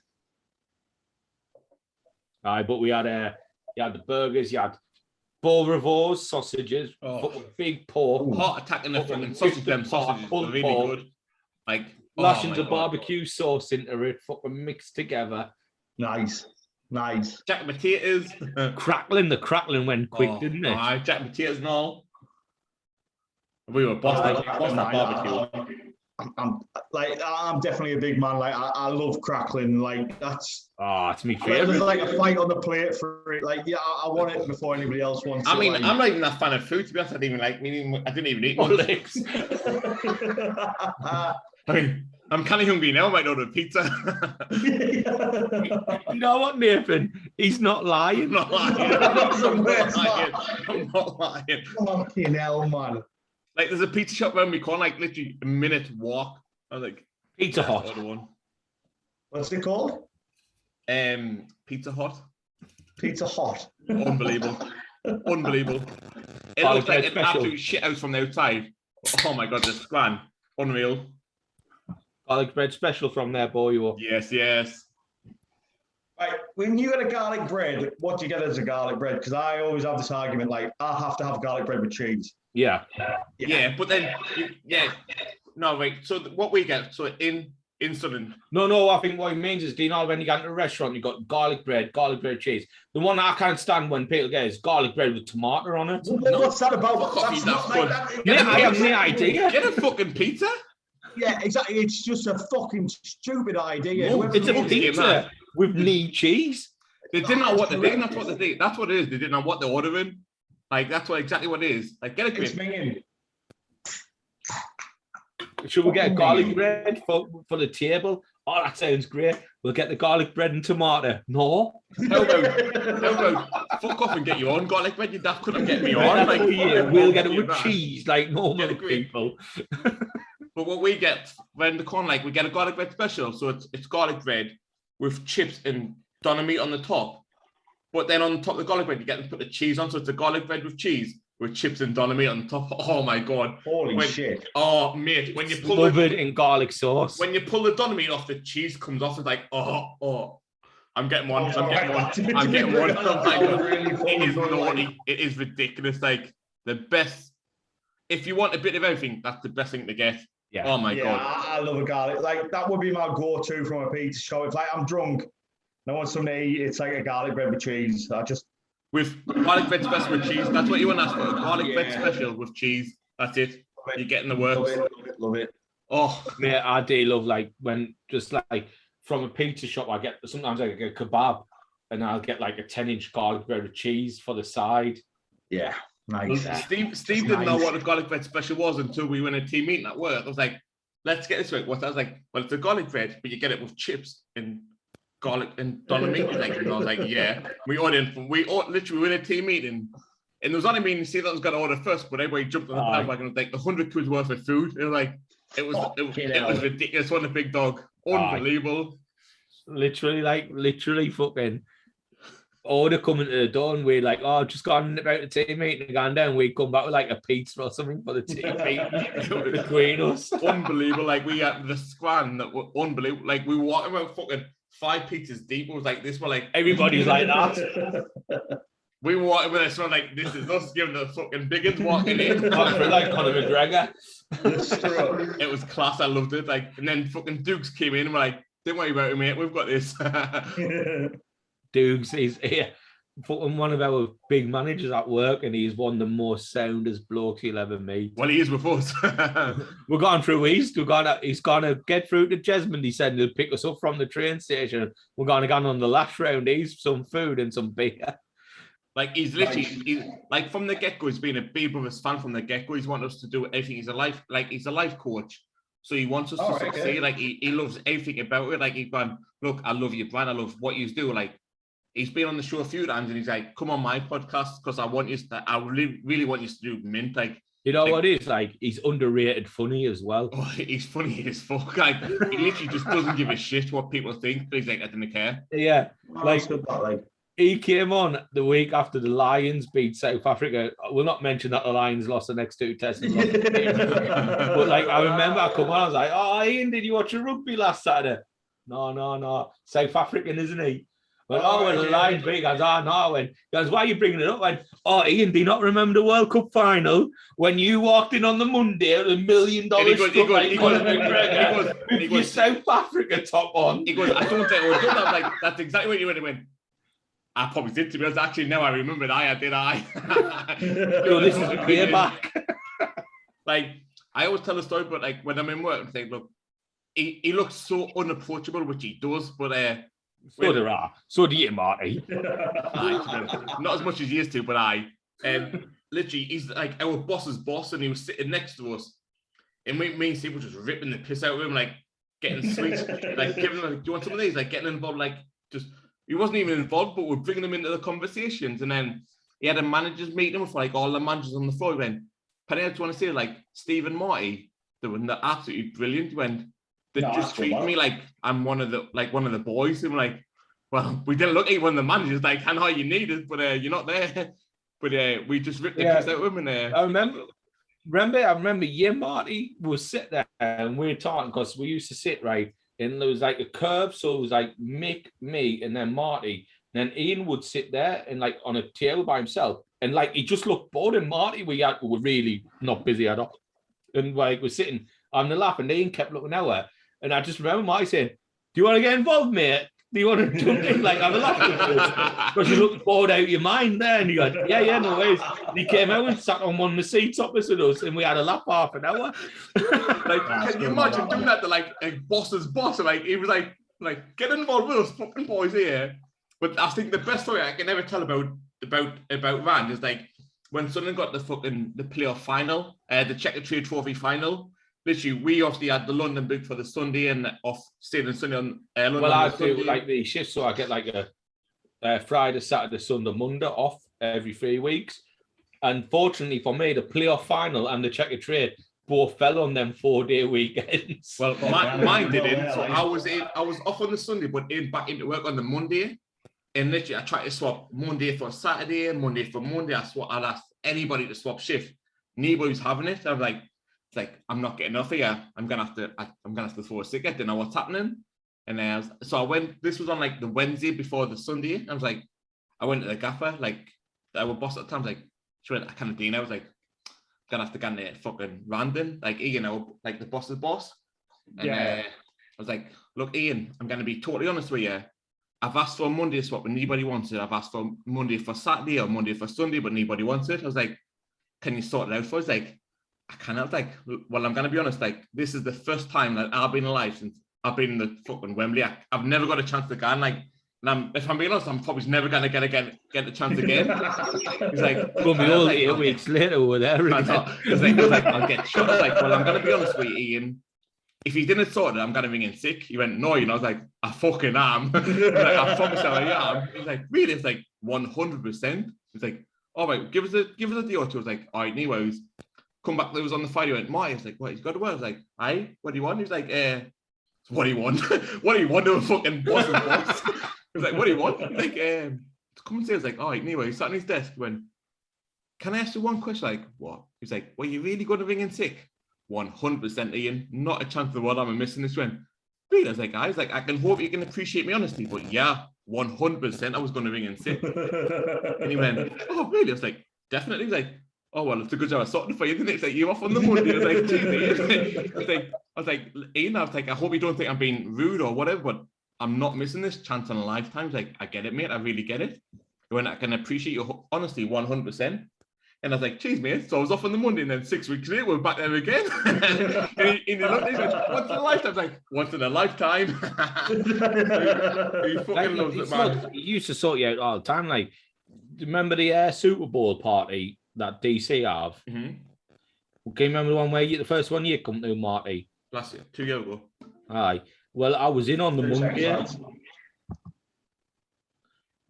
Monday. And I'm like, Rand, can I get a holiday? Can you authorize one? What for? I'm not gonna lie to you. Our team's having a party, guys. Right, I'll authorize it, but don't put that on the email. Put some excuse in. Bring an excuse up. He gone to the doctors or something. He loves it, man. Like, it's funny. He's the best person in the world. That's what I feel. Like I was telling you, like, when I know when bought his book, I'll give you the quid back. No, Rand. Just to us a favour. I bet you wish I wish I took that quid to them now. I wish I transferred the quid. We've had so many favours for that quid, it's ridiculous. Yeah, I don't remember when he was walking around. Randy, you want a chocolate bar? What have you got? Open the drawer. Oh yes. He loved it, man, didn't he? He was absolutely loved it. We haven't like got that moved apartments. Well, I was saying on Monday, like literally, I spoke to him for about 12 minutes, like in a personal, and I had 24 minutes personal that day. And I was off on the Tuesday, and I went on the Wednesday, and I had an email off Tyson saying, can you explain why you had 24 minutes personal on Monday? And I was like, and I forgot about it. And then I had a fucking chat with Tyson, my manager. Like, oh, by the way, that personal on Monday. And I was like, was that 24 minutes in one go or throughout the day? He went, oh, just throughout the day. I was like, oh, who's saying that? Ian? Well, funny enough, I spoke to Ian for 30 minutes for that 24 minutes. Like, see anymore. It's all right, then don't worry about it. I was like, exactly. Like, I'll just shut that up now then. I'm looking forward to going through his, like, have a bit. I end the month. I can't wait, mate. Like, I think Rand's hell of a bro. So where you going, Jesmond? Aye, Jesmond. Aye. There's a place in Jesmond called Porky's. He lives in like South Gosforth, so he's like, I'll just pick us up from the Metty and we'll go through. Because I was speaking to him on Monday, I was like, oh look, Steve's done his knee, so he can't drive, he can't really walk very far. It's like probably the best thing we could do is get the Metty through, and then they're like, oh, I'll pick you from the metro station, so I need 2 minutes around the corner. Like, what a guy. There's a place called like Port of Tyne or something like that. Really good pub for like weird beers. Oh, we're gonna get some fun in the beers and then see what the crack is. We had him on our podcast. We had him on our anniversary. The posh places in Jesmond. I was about to say, lads, you need anywhere. He's like, listen, he's like, fucking posh codes. Guys, you're going to Jesmond? Jolly good. Jolly good. Fuck off, man. This peasant beer here. Give me the good stuff. Well, that's £100. Don't worry about that. Put that on my bar bill. Yeah. This is lovely from Wales. It looks lovely. You've never opened it. It's £4,000 a bottle. It's like lovely bottle, but you've not tried it. £4,000 a bottle. Have you tasted it? Never even seen it, mate. Put up, Christ, I'm not even going to look at it. £4,000 a bottle. I'll have 6 of them, please. Invite me to a barbecue and I'll bring the bottle around. No, mate, you're not invited. Because you know you'll spend more money than the bottle's worth. How about we invite you to one of your barbecues? All right, okay, lads, definitely. You've got to come to Bishop though, so it's a bit of a trek. Black also. You haven't even got a barbecue. I've got a barbecue. Well, we'll just fucking stay in the shed there. We'll stay in there. We'll This get was two more sleeping bags. expensive than that. Exactly. It's not that expensive. It's just good whiskey. Lagavulin, mate, try it. Well, what we'll do, we'll just make sure we've got a fucking game on the Sunday, and then we'll just go with Nath. Like, you can drive. We'll get dropped off, and you can drive. Do you know what the problem is? Do you know what the problem with where Nath lives? In the hotels. That's why we said he's got a fucking shed. We'll sleep in there. I've got like, no, I'm not going to say it because you'll just think I'm in a posh country. 4 bedrooms. I've got a conservative, I've got a loft conversion, I've got this, I've got that. How many bedrooms you got, Nathan? Not fuck off, man. Wait, here's the question. How many bathrooms do you have? I've got a few. That's fucking posh as fuck, that, you know. Like I've anything. got 3. I've got 3. I was going to say, anything more than 2 is posh as fuck. 3. That's ridiculous, that. 3 bathrooms, how many bedrooms, Nathan? 4. And an outhouse, and a conservatory, and a fucking shed. That we could have had a be at the fucking thing at his house. It's like, you're horrible, you, Nath. You're horrible, you. Like, really are. No, honestly, nobody ever wants to come here because it's that far away. No, well, if we never got minded, that's why you're ashamed. stayed. You're ashamed, that's why. I'm from Hendon, I'm fucking not mentioning that anymore. Where are you from? I'm from Devon. I'm from Bishop. I'm not posh, lads. My love. That's it, that's why he's I'm not posh, lads. How many bedrooms you got? 4. 3 bathrooms, though. Oh, so somebody's going to get one, do they not? How many bedrooms? Just to make me full, but I've got 3 bathrooms. That's what he's like posh as fuck. God forbid 2 rooms have to share a bathroom. God forbid that master suite has to share that bathroom. Like, oh my God. I bet you've got a bathroom in your shed, have you? Have you got an ensuite? No. Have you got an ensuite? That's a step too far. I have got an ensuite, yeah. What do you want? I'm not going to lie about it. I would have lied. If I was trying to say I'm not posh, I would have said no, I haven't. Do you know what? I can't believe you only paid 70 quid for a jersey when you got all that money. Complain about 70 quid and all. Do you know what I didn't understand? He bought 3 drinks between 2 of us, Smarty. I definitely could afford to get us one each. We could have all had that fucking rhubarb, but no. Or the ropey rice lager. But I'm glad I never had that one. Actually, I'd rather not have none of them, to be honest. There's both of them shite. Nath, you are something else, mate. He's got the Morrison's for his beers. He's bought us fucking shite drinks. Got the Morrison's took me a year and a half to get on this show. Yeah, that one was all right though. I'll tell you that. You've got 1 in 6. Like, that's not good enough. No, 1 in 5 because we got the that is true. That is true. Mr. fucking 20% over there. Fucking hell. We've heard stories about people like you. And we didn't believe him until today. You fucking posh bastard. I'm not posh, man. I'm not posh. My house is only worth 400,000. Yeah, how dare you? It's worth £500,000 actually. Yeah. At least be honest about it. It's more than that. Dickheads. And he's like, I'm fucking never coming back on the show again here. You know the worst thing about him, Marty? He cuts about in a shit Ford Fiesta. I know. You should have seen him from fucking South Whitland Bank today and cutting around the roundabout. Look at that fucking dick. I was like, that's my mate Nath didn't talk about him like that. Literally, not at the lights, at the fucking temporary lights. You went, zoom. I was like, fucking look at Nath go there. And then at the roundabout, I was like, fucking hell, look at him go. I'm not lying either. I'm being deadly serious. He went like a fucking rocket. Where are these temporary lights like? Gone up your South Whitland Bank? Oh, they weren't there when I came down. Oh, they were there when fucking went back up. Yeah. Oh, they must have went on KFC. Hey? Near that KFC? No, literally, when you come out of Steve Street, just further down. No, up the bank as you gone up. But just before KFC. No, just up the bank. You've got to go right and then all the way around to KFC. Yeah. I thought it was like writing them up. You know what? To me, So when you left mine, you turn left, and then it's like a bank. Yes. Was the lights on the bank? But you've got to think, Nath was doing like 100 mile now, so 30 seconds was that KFC, where me, I was parking the bank in that 30 seconds. Marty, why are you lying? Why are you lying? That Ford Fiesta could never get to 100. With Nath driving a fucking can-do, believe. You want to get Black Horse from down the stairs? Because I'll tell her to come down right now. Because she goes, look at that fucking dickhead. I was like, that's my mate Nath.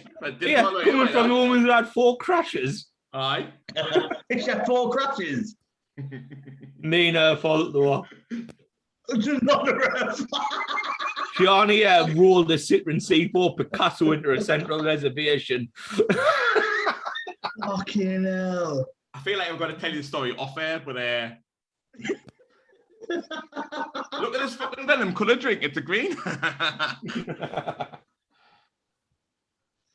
Oh, Marty, lad. But yeah. I didn't drive that fast, to be fair. It was like well under 60.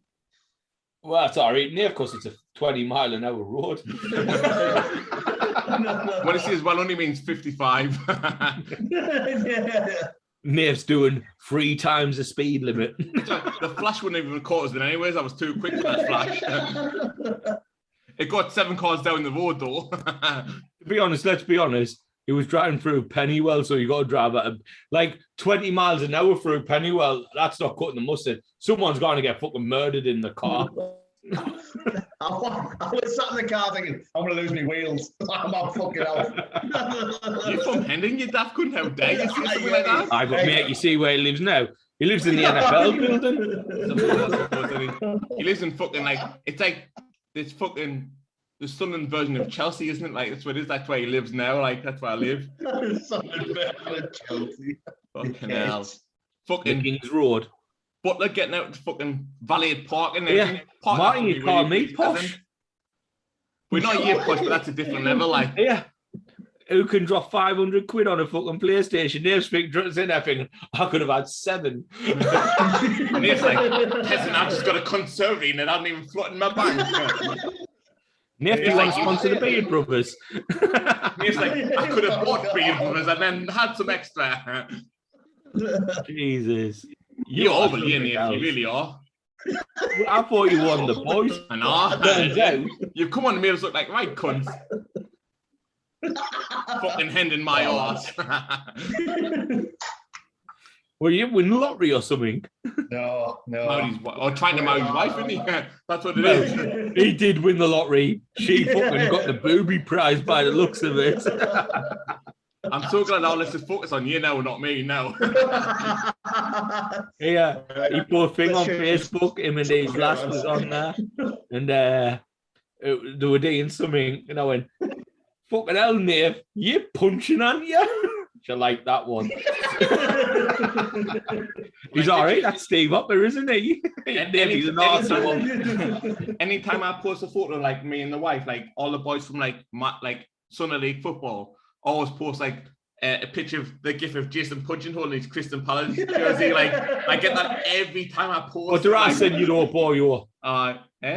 What did I send you when you put a picture of you and your last on? The fucking hillbilly. Yes. Hillbilly standing at the fucking car saying my wife doesn't play the lottery. She's already hit the jackpot. I already won the lottery. I should play the lottery. That one as well. Man. Every time. Like literally, as soon as I see Steve or Johnny or Mitch or somebody, I'm like, I already know what these are. Like I don't even have to look. I know what these are. I already know. At least I'm a bit nice to him on that. Saying she's hit the jackpot, you know what I mean? 100%. I supported her for fucking 5 years while she was there training. Crashing and training. She was crashing. Christina, how did you get your income for the last 5 years? 4 car crashes, loads of compensation. And I can't even get them part-time. Yeah, she's had more crashes than Mazepin. Fucking hell. That's something special. The new Isonoda. Jesus. He's gone for the full. DX. That's quality. But yeah. Well, I think we've been on this now for about 3.5 hours, so it's been one of our longest podcast gone. I apologise. What do we say? Instagram? Fuck Insta, because we weren't even going to go on there anyways. I know. Didn't want it. Didn't want Instagram anyways. We'll finish one of these bees Oh, wait there. We've drank them all. Not finishing Neil on Instagram. Yeah. We've got that left. Blanche. I've drank that. That's got Yeah, any good? Oh, was it the dark IPA, was it? Yeah, it was nice. Wheat beer. Wheat Like beer. wheat beer. Oh, well, I haven't got one of them, so I don't want one of them. Well, no, because I took that one. You took the raspberry, and I'd give you the rice one. You went, I didn't want the rice lager, so you could get two. Right. Well, I'm going to have decide on one. then. You are something else, fat lad. Now, what I might do, I might drop an Instagram live tomorrow night at the wrestling. Yeah. Yes. Unlucky, Nath. Well, Nath, if you want to come, we've got some spare tickets. We have actually got a spare ticket. I'm sure your chauffeur can drop you off. Ask Jeeves. Jeeves, can you transfer me there, please? Lads, I don't know what you're on about. What, you got your bedroom? Nath's like, you bastards, but he's thinking, it's fucking true, boys. I'm getting him right out now. I'll speak with G's when we get off. You will ask. Dickheads. We'll all see at Steve's, sorry. Well, I haven't got fucking 3 bathrooms. You got 5 in your townhouse. I've got 1 bathroom, 2 toilets. I've got 1 bathroom, 2 toilets. Yeah, toilet at the back door. Ideal for when one the decking in at Marty. And now what also is good? Toilet at the front door. As soon as you walk in, like mine, toilet straight there. Oh my god! Yeah, that's when I've got one like that. When you were toilet head and you push through that front door. Oh my god! What? 6 of them, you dickhead. What do you say? I've got a toilet at the front door. Well, of course, I've got 6 of them. I've got fucking one for every department, no matter where I'm coming from. Oh, lads. It's funny because it's true. That's what he's laughing at. Did you enjoy yourself? What, sorry? Did you enjoy yourself? I did. Yeah, it was a good laugh. It was a good laugh. He's only been wanting to get home for about half a year. Oh, you mean tonight? Every time I've been asking me, it's like, oh yeah, like I'll get you on this, and when I can, like, when we've got a free week, a quiet week, I'll get you on. when we've got a slack week. yeah. But when we're really, really desperate, we'll get you on. I'm like, all right, well, brilliant. No, mate, that's not the case. We'll just wait for you to get your bath. You know it is. That is exactly the case. I don't know what he's lying for. It is. That's exactly what's happening. That's absolute bollocks. Gareth's been on about fucking 30 times and I've been on once. But you haven't had the bar finished. Gareth doesn't pretend to be somebody else he's not. I know. We're not Gareth because he's in the living room next to the stairs. Gareth knows exactly where he's from. Unlike you, Hendon, Bishop Auckland down there. Fucking got out of Hendon to a 5-bed house. Neither one. He's got fucking shit internet connection. He's got to go half a mile away for connect to his router. I know. Fucking hell. My name is Nathan. I'm from Hendon, aka the Maldives. That's where I live now. Fucking hell. I've been there though. Yeah, that fun, yeah. I've got not 1 but 2 banks in the Cayman Islands. I've also got 6 bathrooms in Maldives, though, Marty, to be fair. I didn't catch up. I was just being a dick. I was saying I have been to the Maldives, though. So. I didn't know. Yeah, it's my we had no doubt you were visiting your holiday home. He's sitting home, wasn't it? He had to go in there just to check his finances were in order. Wouldn't have to pay his tax. Hey, lads. Horrible, you fuckers. Horrible. True, though, isn't it? I want the horrible to people who's horrible. He's got to go off. He's going to get his wife or wife to be thinking, have you told them all this information before I went on this podcast? How did they know this? You know what? I'm going to request after I've had come off my ACL to be on the left side of the line away from you, Nath. You know, I thought we were the same. You know, I've always thought me and Nath, working class men from Sunderland. Turns out, how wrong could I be? I'm going to request to be Nath's fucking butler. So I'm going to request. No, Mike, you're going to work for me in a couple of years, remember. Get your license. But until then, I get Nath's butler job and I get paid more than what I'm doing now. Get your license. £400 a month, a week. No, honest to God, it's been an absolute screw having you on tonight, Nath. Really, hasn't it? Literally, anytime you want to jump on, anytime you're feeling the fight, you let us know. As long as it's not in the next 3 weeks, because it's stacked, absolutely stacked. Yeah. What? No, I'd love to come back on, even if we have like maybe a couple of us. We've said that maybe like many times. Like, get a few lads from DC on, like, just literally, like, as you see now, we literally have a few beers, we have a laughing, we have a good chat and good. No, I I genuinely maybe enjoyed get one tonight. on during like on a Sunday. One at a time, boys. Yeah. Get one. Try and get one on a Sunday. That would be good. Yeah. While the games are on. Yeah, I like that. That sounds good. That sounds Here's really, why really you look good. like a Yeah, jippo. we should do that. Because he's got money. I suppose that's it, innit? He's got his fucking horse outside his carriage. Yeah. I reckon if we do like a Zoom on a Sunday, bit of a podcast with the NFL on, Red Zone or something on. I like that. That sounds like a good idea. Nia's family being Because with fucking also lobsters everybody and supports a caviar. different team. Now the fuck up. Yeah, I would what like does, some caviar though for the. what for does the NFL like- stand for? Nathan Finance Loaded. Nathan Finance League is what it stands for. Oh yeah. You're brilliant, Nath. You really are. Yeah, You really are. really are like. I've noticed a change in you two. Like You're a different. Wait, You're what not are you a You're a different kettle of fish. no. Just Like, honestly, fucking, lads, yeah. I've really enjoyed it there. Like Nah, it's been class. Like, Oh, wow. like literally, like we said, like many times, like when we get people on, whether we know you or don't know you, like we get people on to have a beer, to have a laugh, and just have a little bit of a chit chat. And it's what it's all about. Friday night, that's what we're about on Friday night. Now it's class. It's mint. Hey, Marty, do this, yeah. Oh, can I? It's strong. It's strong. Mate, it is quite long at the moment. It's really, my hair is really long. It's proper long. Them bits there, really long skin. It's really there. long. Nath, I don't know what you're laughing for. You're exactly the same as me. No, Nathan's got a better crop than you, Marty. yeah, definitely, Mark. Yeah, I've paid a lot of money for this. I mean, I bet you have as well. Been to Turkey, have you, Nath? Sorry? Have you been to Turkey, have you?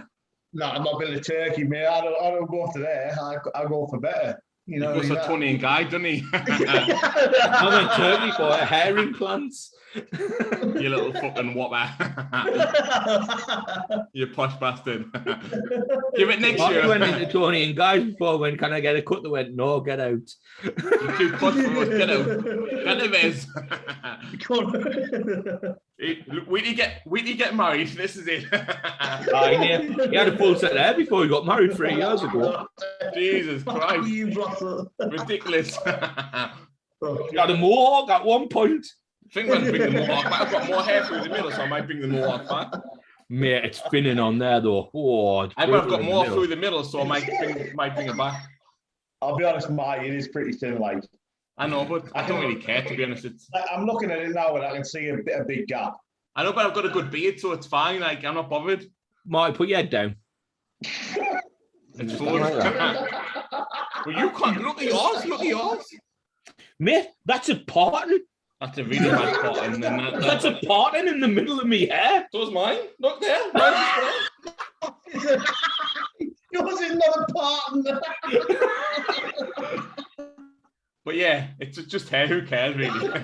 It's me John Wick parting, isn't it? Give it the love yell. Give us the love yell before we go. Love it. Love it.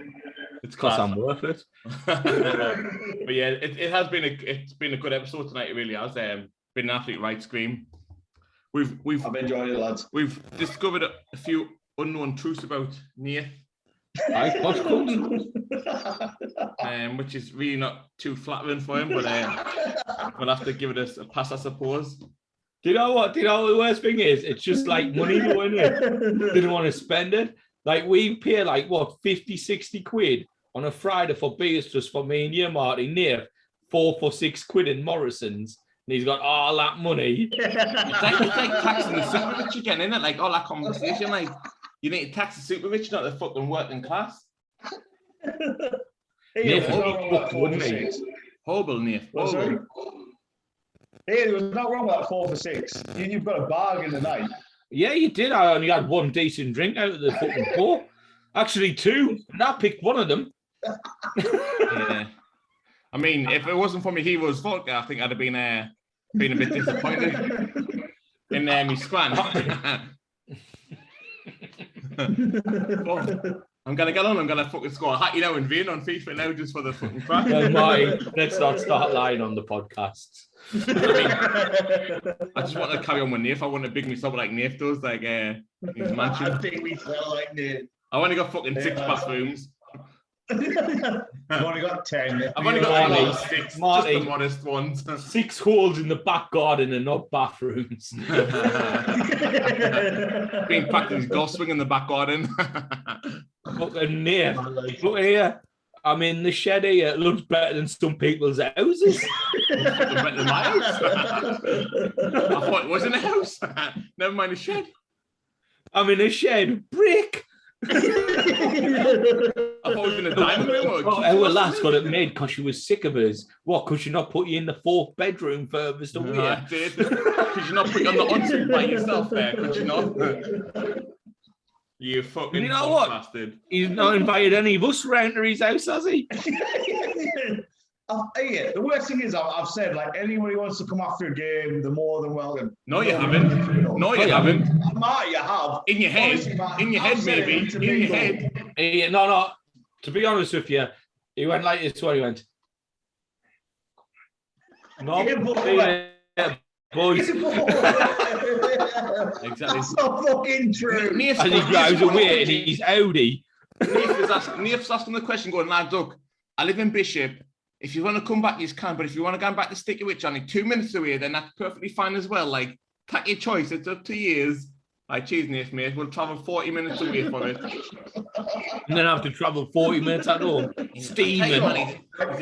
He's a different kettle of fish, Nath. Worst thing was, I said, now. like, no, genuinely, I've said, look, lads, if you want to meet up, I don't mind sharing it in my back garden. Yeah, that's a great idea. Nobody's ever taken me up on it. Because you live about 90 miles away. It's not my fault. It Not is. my fault. It's 100% your fault.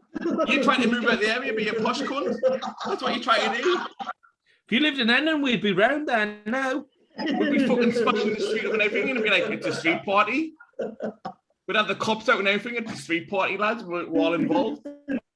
Without you as Nath, I feel I've got to wear a fucking 3-piece suit. I need a tuxedo just to get through the fucking driveway. Imagine my Renault Megane driving through them streets. Are you on the fever, are you? I'm visiting me mate. Imagine Imagine Christina dropping us off in the Megane with a fucking dented back wheel and everything. Like, you're not getting any of that cow. Get away. Marty, if it's dinner, they'll not let you in the estate. Like, Well, now that's what I'm saying. I wouldn't be anywhere near it. when he says estate, Marty, he doesn't mean what we mean, like Pennywell Estate or Southwick Estate. What he means is actually his estate. Just near the Johnson Estate. Fucking 20 premises on there, 20 properties on there. I've only got a 72 acre. I swear that the more, Nath, I'm hating you more and more all this night goes on. I really am. oh, lads. Like, the worst thing is I don't live in that nice house. Like, that's the worst part of this, like. The worst thing of it is, lads, you're underselling it. The worst thing about it, like, it's fucking true. That's what it is. Like what he said to me earlier, our lass is a bit well off. I'm thinking to myself, well, fucking what are you driving about a Ford Fiesta for? He's like, we've got a 4-bedroom house, that's it. That's why you're driving. You can't afford another car. I parked the Bentley with James. This is my runabout car. I use this for work that I own. Old bastard, yeah. Maybe that's why they never send you anywhere exotic, Nath, because you can afford a gun yourself. On the company finances, no, I'll pay my own, thank you. I'll have my own. You'll go to Peru. No, I'll go to the Maldives, thanks. Here's my credit card. Put it on there. You bastard. Send peasant Joe to Peru. You fucking over, you. Yeah, Nath, do you want to go to Juarez? I'll be kidnapped within an hour. Have you seen my credit score? Nathan Johnson credit card of 40 million. Fuck off, man. Nate's thinking, I want to get in now. Nate's like, I just want to get away from you, you cunt. He's like, Steve, by the way, Nath, this is getting broadcast around the world. Yeah, I know. That's the worst thing. People will be sat there going like, he's an absolute prick. This kid is like an absolute prick. This fucking specky cunt's a prick. Yes, he is. Look at that posh cunt there, you know what I mean? Comes on, loading it out with them two. He goes on to their podcast and loads his wealth. Yeah, it's a good job we have an unfiltered tick on here, because these seed bombs in there, they would knock and fucking flush. That's why I already unfiltered. You can say what you want. Exactly, lads. Within a reason, Nath. You can't drop the N-word or out. We've skirted a few conversations. However, every time I ring my brother, he puts on an Asian accent when he answers the phone. I'm like, you're on the podcast? He's like, oh, shit, I didn't know. And then carries on with the Asian accent after that. That's it. Hey, lads. Right, well, we shall get away because I want to drink me £50 whiskey, which is literally a drop in the ocean to Nath. And I need a shit as well, to be honest, so I'm the best guy. Right, lads, appreciate it. Thanks very much. Well, Nath, you might as well stay till we finish off. Like, we're gone now, it's all right. Calm down. Jesus, Dale, you've been on the full show. Might as well wait. Fucking hell. So tonight we had some ropey beers chosen by Nathan. A decent beer chosen by me. We had a few laughs. We learnt a few home truths. From homeboy over there. Hendon. I also found out Christina's a little fucking bastard, taking the fucking McDonald's, the Monopoly things off your carton. Yeah. I'm not even getting me fucking mozzarella dippers. I mean, I've been starving now. We haven't had hardly any food. Can't have himself a kebabs, garlic bread special in the moment. It's not on. I'm starving here. But yeah, it's been a good episode. Good guest. Didn't really know much about the guest we thought we did. Turns out we knew now. Whole different story. I know. Yeah, Missed the full bedroom down there. We'll look at them differently in 2 weeks' time when we see him. We should do like a one on site, lads. We should do like. Should do a what? We should do a one on site, like. Sorry. Oh, we invited down to the mansion, are we? Yeah, you're invited. Honestly, you're invited. We have to stay on the premises to the premises of the mansion, but we're invited down. We're not invited into the main house. No, behave yourself. Not fucking so fucking Pennywell. Behave. You can go into the working quarters. You can go to the peasant quarters. Jesus. You're hibernating. Here's 2D. We do a podcast. Why are you fucking just a reasonable guy trying to make a living? The one thing we do request, so Nathan, is that you follow us on YouTube, but you didn't let your lass watch this. Otherwise, we can't do one on site. Otherwise, your wife to be will never like us. We'll just never get there. Just had a message off actually Black Horse saying, do you ever say nice things about me? All the time? She doesn't hear them on air. We always say nice things about Black Horse. We said she got a black horse. We said the crashes weren't her fault. The crashes weren't her fault. Great fringe. Great fringe. She's got a good career. She makes more money than me. Whinges though. And I'm running out of fucking. Did you say she just whinges? Oh mate, she's a fucking bottle breaker, Christina. I've seen her break the balls of innocent bystanders. I've seen her break the balls of. Marty's not even disagreeing, is he? He's like, that's true. Boom, as the footies weren't even inflated before she broke them. But yeah, let's wrap it up. It was a birthday, right? And I shouted from my front door, "Happy birthday, Chrissy!" She went, "Fuck off!" Instantly thought I was kind of pissed out about it. And he's like, "No, he's wishing you happy birthday." And she's like, "Oh, thank you." But in my defense, he just kind of piss all the time. Like, he does really. So yeah. No, that's a fair point. First action was to deflect. Like, yeah, you did all right, to be honest. But yeah, it's been an absolute mint episode, Nath. So thanks very much for coming on. The next few weeks, appreciate it, lads. I do. Yeah, next few weeks we've got an absolutely stacked show. So you're more than welcome to come back on in after the next 3 weeks when we've got all these guests out of the way. Like I said, we'll get a couple of boys on from football. Oh, pardon me. I'm thinking one of the Sundays we'll get the boys on. We'll do the red zone, 6 o'clock. Yeah. I think that sounds like a really good plan. A naughty night that. But yeah, we'll definitely get a few of them on. Do red zone. We'll make it happen. Right. Again, yeah. Appreciate it, lads. Marty. Sorry, big dog. Anything from you, Marty? Wait there, Nath. We've got a thing with you at the end. No. Anything from you, Marty? I'm good. Apart from all we are saying now, like, thanks very much for tuning in. We hope you have a lovely weekend. From us, we're the Broskis. These were the Brewskis. Nath won't know this bit, but we're your Offskis. Have a lovely weekend, guys. See you later, lads. Take it easy.